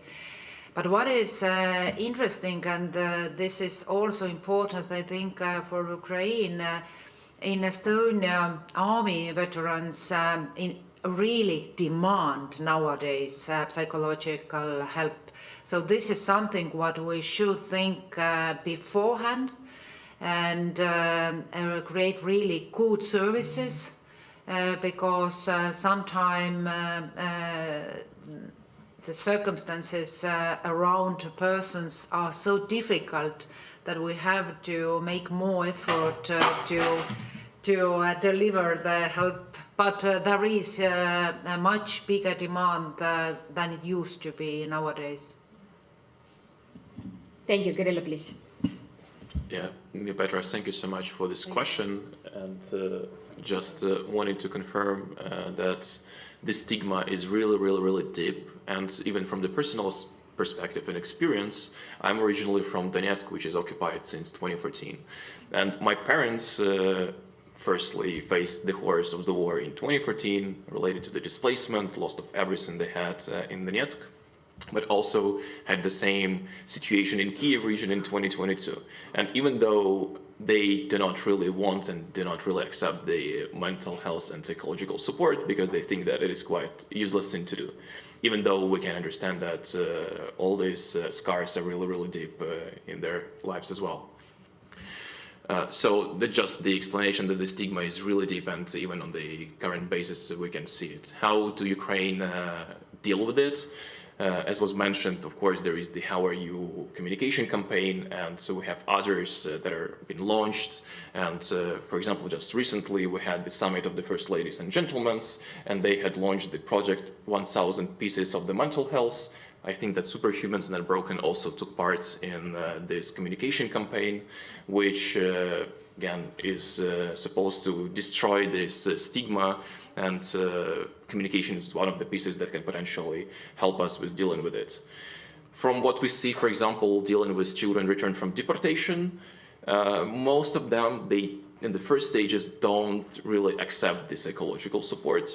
And it takes us some efforts and the work of the social workers just to naturally engage the social workers and psychologists in the work with these children. Again, this should be conducted really naturally and kindly because stigma is even in their heads and in their lives. and again, we're linking to the needs that we have and the problems that we want to address. We need really good specialists, and by specialists I mean social workers that know how to work with families and children and how to explain them, or at least naturally provide them the psychological support. Thank you for sharing this personal. So, Katrin, please.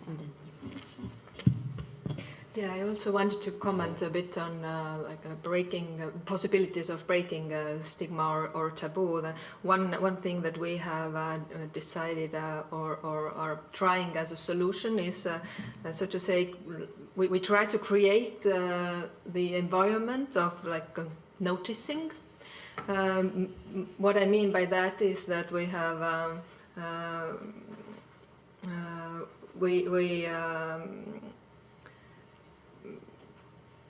we have decided to, on a national level, to train first-line responders on psychological first aid. During the last over 3 years, we have trained over 3,000 first-line responders here in Estonia. Those are the people who are first to see and notice possible problems, and it's like a start, and something that we can do in the most, we might say, in a community level. It's like the basis. So just wanted to highlight that one, what we have been doing on a national level. Thank you very much. So I give the floor to my neighbor, Larissa, please. I'm a mother of 3 children, and I can see, actually, to tell the truth, all Ukrainian children have a deep trauma. Even those who didn't see the war by their own eyes, not only in front line, but all over Ukraine. Can you imagine, first months of the war, 2.5 million children had to leave their homes and move. And even I can see from my children, the oldest one is 16, 10, and 2 years. The last one was born during the wartime. And they saw only 3 months of the war, and then I moved 2 of them to France. But they have still panic attacks. They have deep anxiety, as you said, pulling the hair. And because they are always in distress, because they are, thinking about their country. Each day something happens and they are really worried.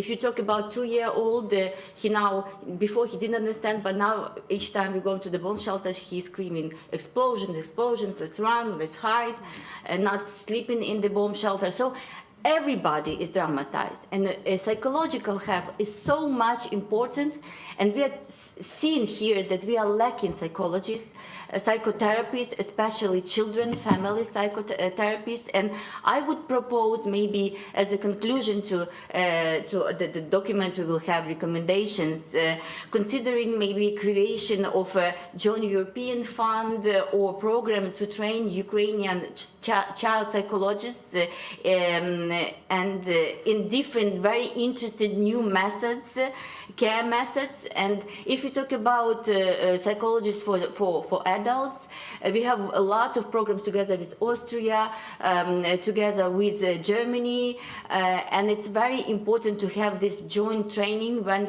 Ukrainian psychologists are involved. They go abroad or do it online. It's very also important.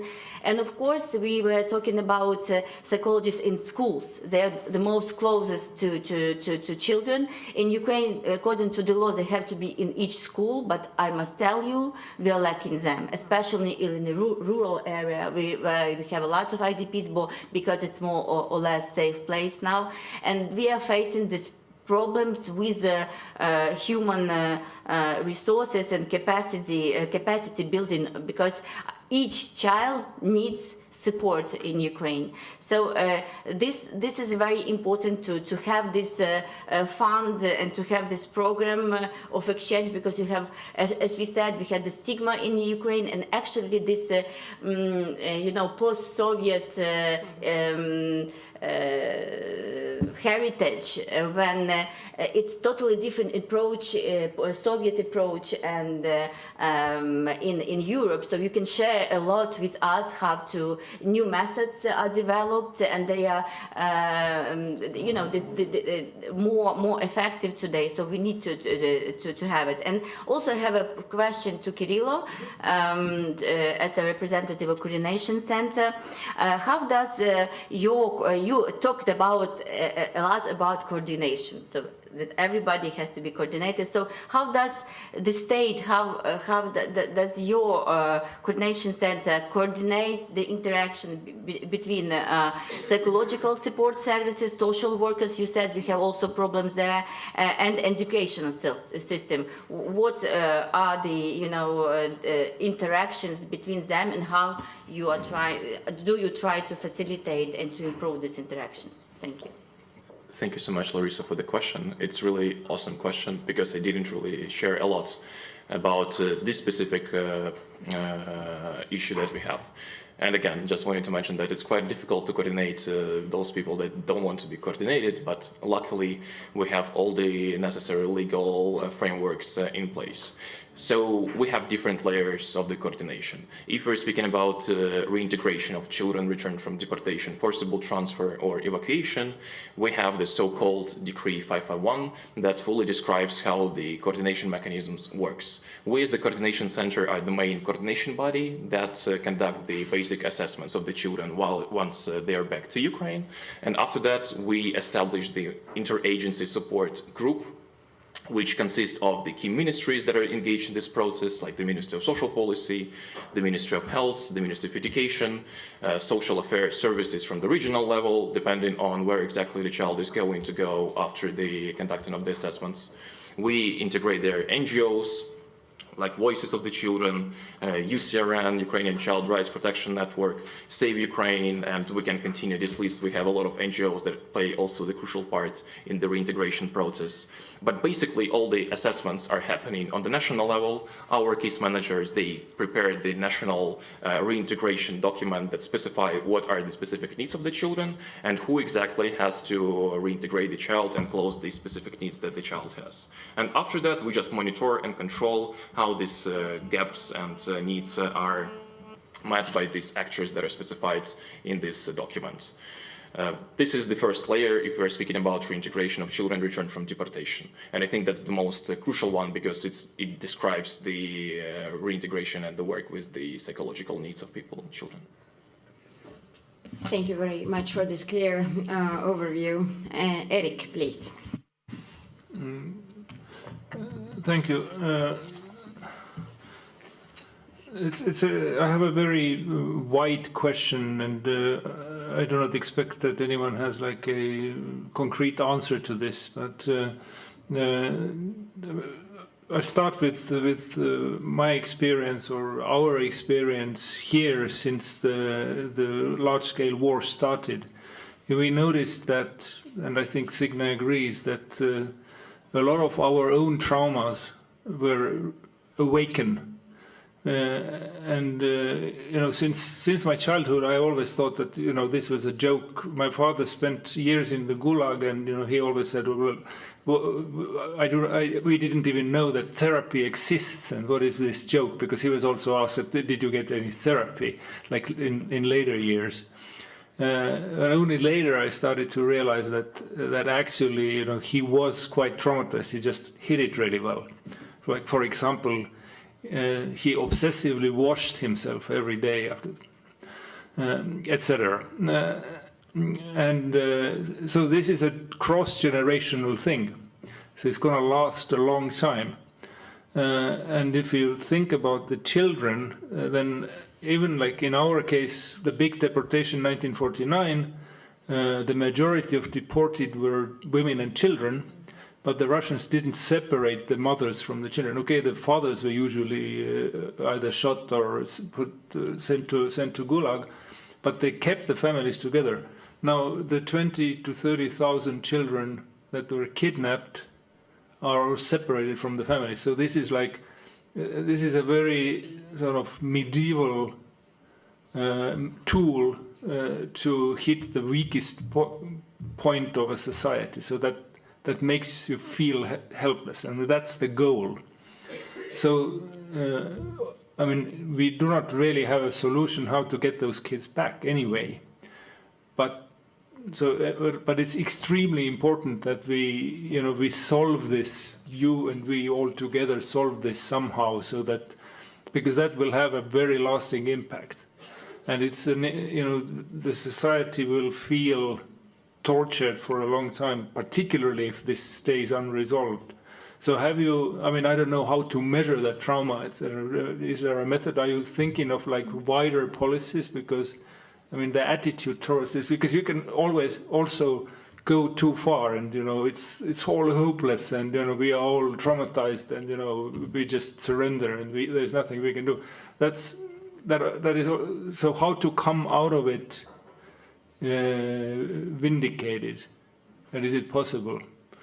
Have you thought about it? I mean, I agree totally with the individual cases, all that, but. Thanks for bringing in this. Signe wanted to go first, and then please. Yeah, I would like to say that we should make difference between individual trauma and collective trauma, what the whole nation has. And the tools are totally different how to handle this.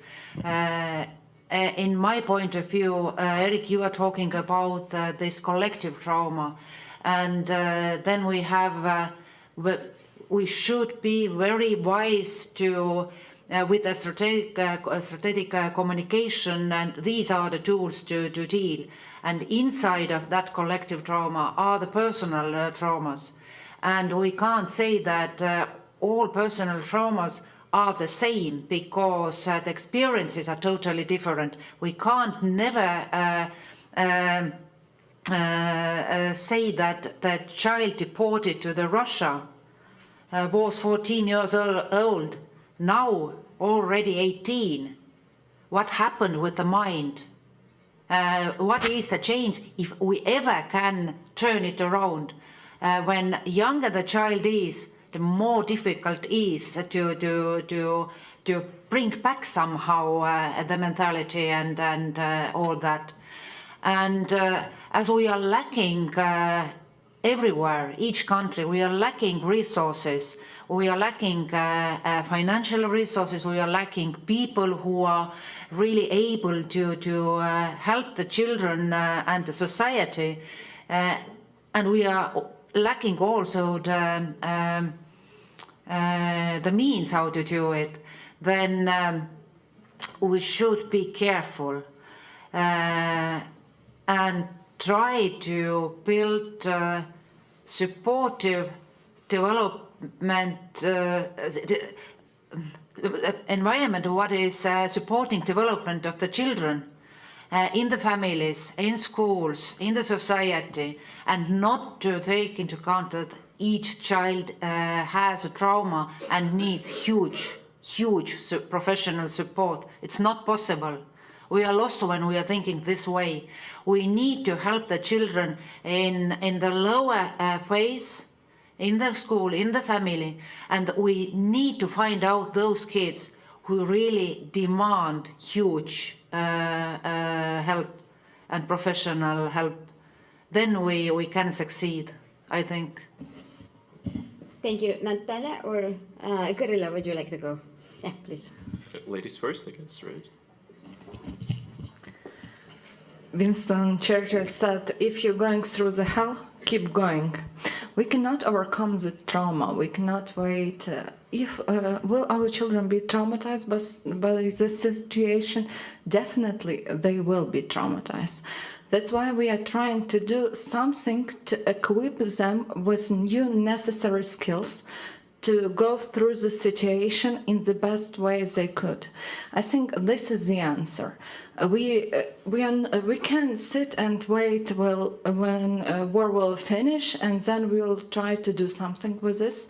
No, we have to do something in process. I called it psychological support wartime edition. We are not waiting when everything will be finished.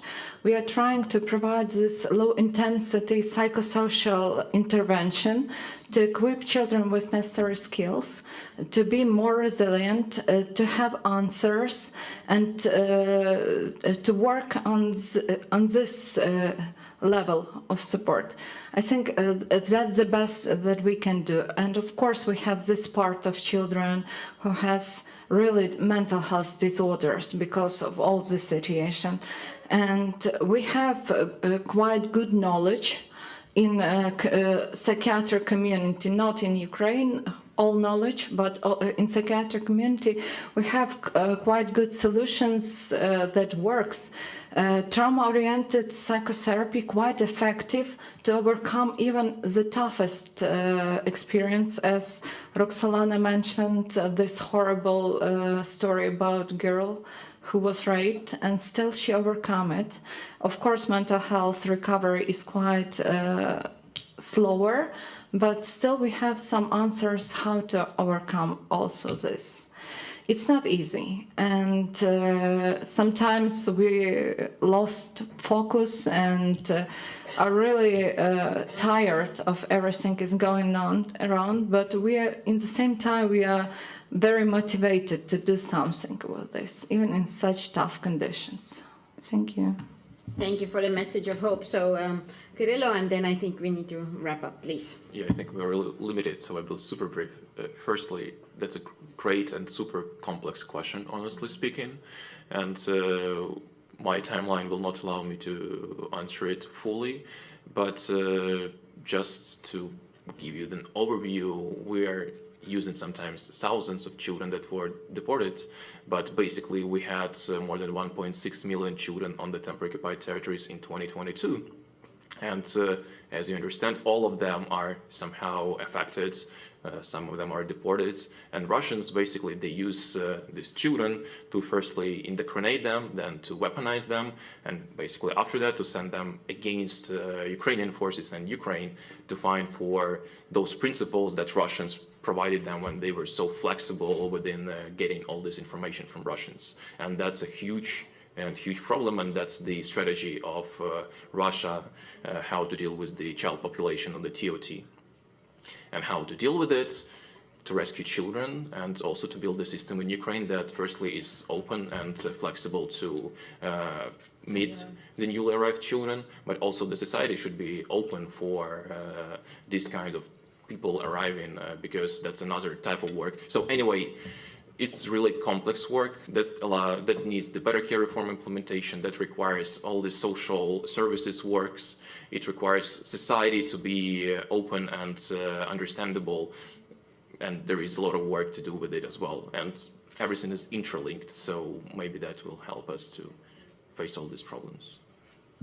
I didn't answer the question, but at least I tried to. Yes, and you provided some practical ways forward already. So, Roxolana, please, if you can quickly.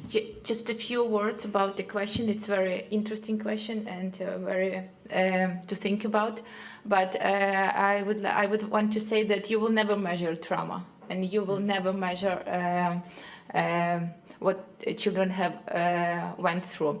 But even those numbers that I was presenting about our work in our little center and inpatient unit, it's just the surface. That's why we are thinking about implementing this trauma-informed approach across Ukraine, because only in this way we can do so-called measuring, because there are so many children that are not even have access to the psychological support. Thank you.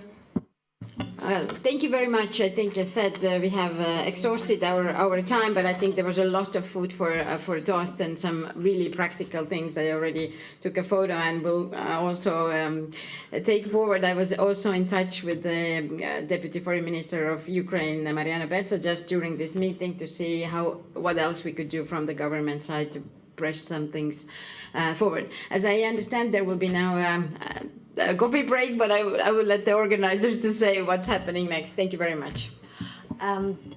Unfortunately, there will be no coffee break. Sorry. But you're free just to take coffee and snacks to the rooms where we will have brainstorming sessions. So again, we split in 2 groups. If you prefer to stay with your group, please stay with your group. If you want to swap and change the group, please do this as well. So let's start very quickly. Thank you.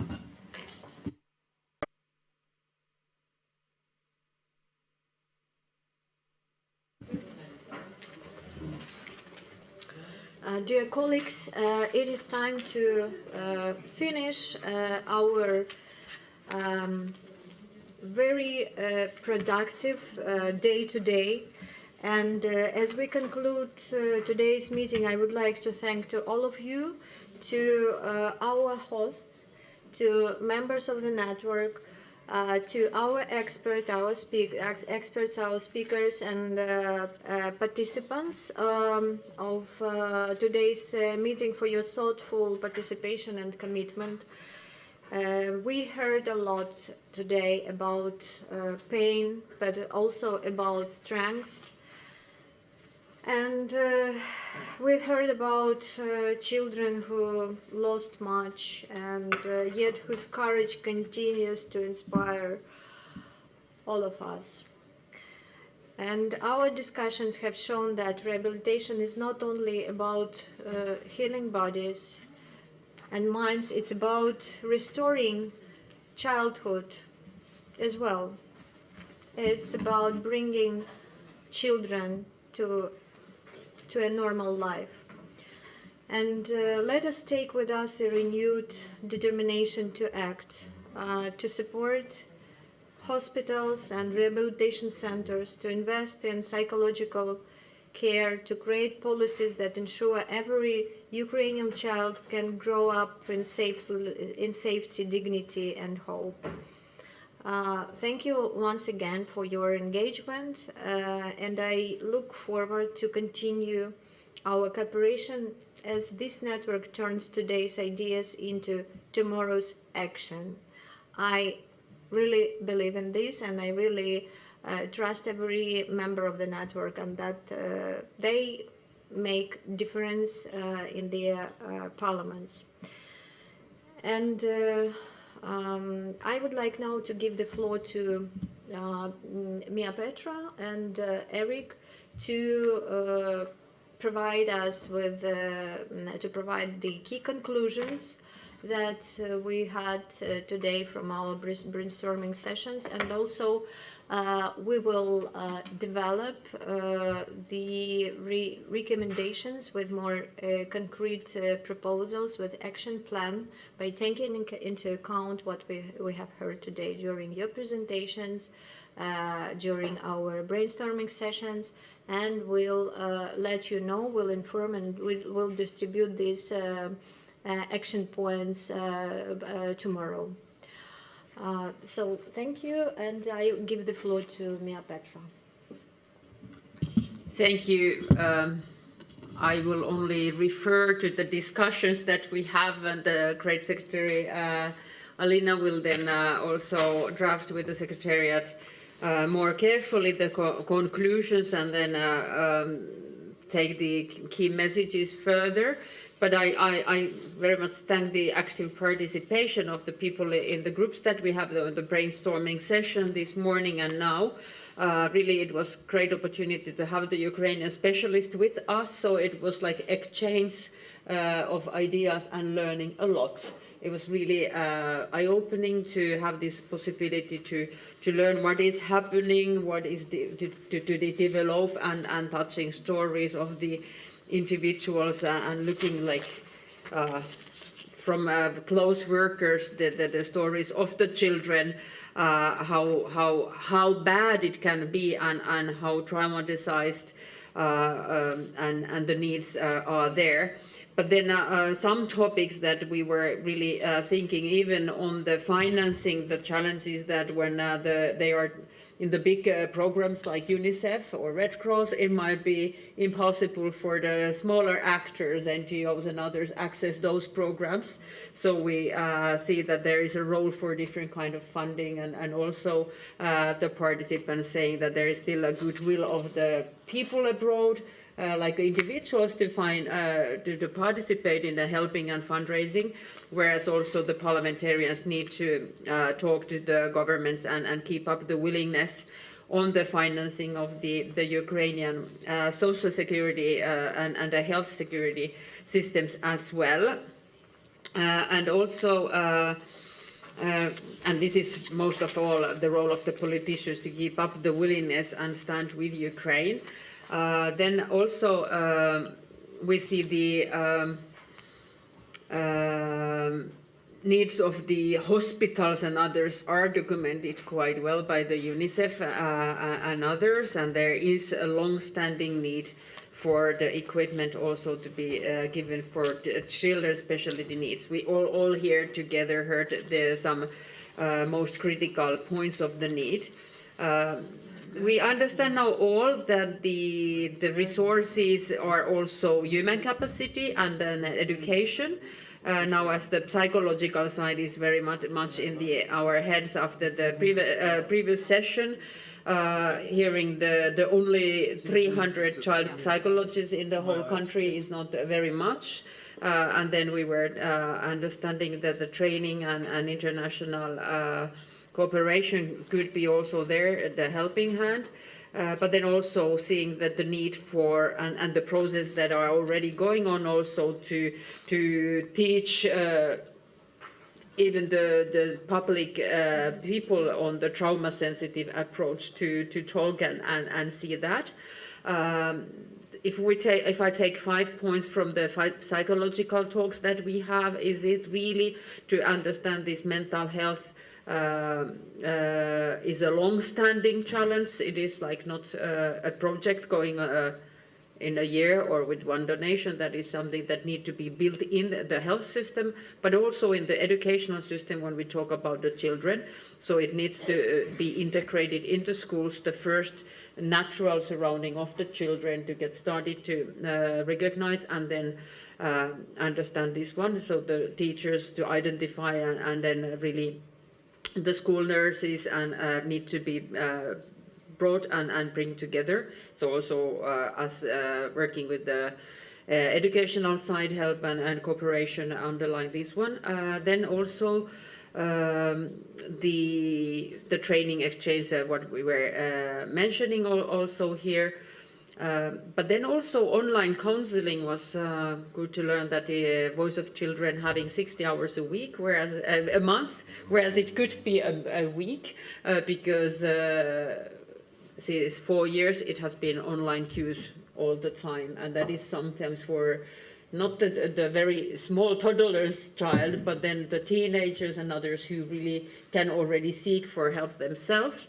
So what can be done for increasing the low access for online help is something. I even asked that can it be some from abroad, the Ukrainians living abroad, knowing the skills and maybe being unemployed in some countries to start helping this kind of, and how well it's covered in the countries that the Ukrainian children live with the language they do not know. So that is at least trying to the focus on that one as well. And then also the recreation. I liked very much when the professional underlined the idea that good recreation also prevents the deeper trauma when you can be naturally with your own age. And there has been many examples of the countries offering the youth spaces or summer camps or family camps and another kind of healing session. And we recognize also that the kids returned from the territories or from Russia now have this Lithuanian offer for 22 days recovery, being the only country so far doing that. So if that needs to be broadened, some countries could think of that cooperation as well. So both the big scale, understanding the need for trauma-friendly, understanding society, but then also the special needs, and then really also to remember to target the children. Could be something that also our network of PASE, of the Ukrainian children, that we could constantly follow how is it going. If and the day when the war is over, this will be a part of the reconstruction of the country for long, and then I hope that this kind of network could pay attention for children to be not forgotten or seeing this side of the long story, long help that is needed. And then also challenging with the returned ones is the age, that sometimes a child is not ready to take full responsibility at the 18 or even 23, and then looking at those gaps in between your adulthood and others, and then understanding the housing challenges is a big one as well. This was some topics that we were discussing, but the Secretary will brought it to the written conclusions to be then taking on the report tomorrow. Thank you. Since I'm the last speaker and the only thing that is between you and the conclusion of this session, I will be very short. Thank you very much for all the input. There was a lot of information. For many of us, it was very educational. Some of you obviously know it all before. Unfortunately, this is a topic that needs to be repeated endlessly before Europeans start to really understand the immense problem. So this is not a conclusive session. We will hopefully continue, and sessions like that will take place in other countries and in Strasbourg. At the brainstorming sessions, we covered most of the same topics. I will not go into details right now because we will have a concrete set of proposals by tomorrow after we have gone through all the many ideas. In short, you could say that the obvious was stated, that we need more money, we need more attention, we need more specialists, we need more training, we need more cooperation. But there were several specific and, at least in my view, very good ideas that might be implementable right away regarding international financing and how to maybe reallocate some funds that are already there for rehabilitation, etc. So we will have time to look at them soon. So thank you very much for your resilience. That's the famous word nowadays in Europe. I can tell that since you have survived 4 years of war, it wasn't a big deal to survive this very long session. And we shall now, those who still are up to it, and want to come or go, we will gather in front of the building and we'll walk to the Ukrainian school, which we set up not too long ago for the Ukrainian refugees. The director is waiting for us, so that's the next part of the program.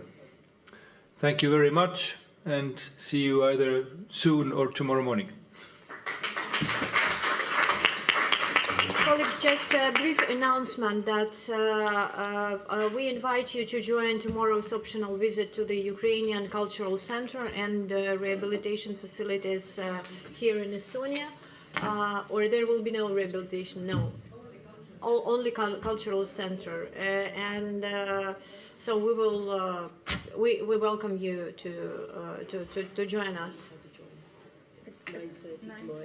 9:30. Yes, 9:30. We start from the hotel Radisson Collection, and now we need to just gather all together and go to the Ukrainian school. Please, let's meet all together on the exit of the Parliament.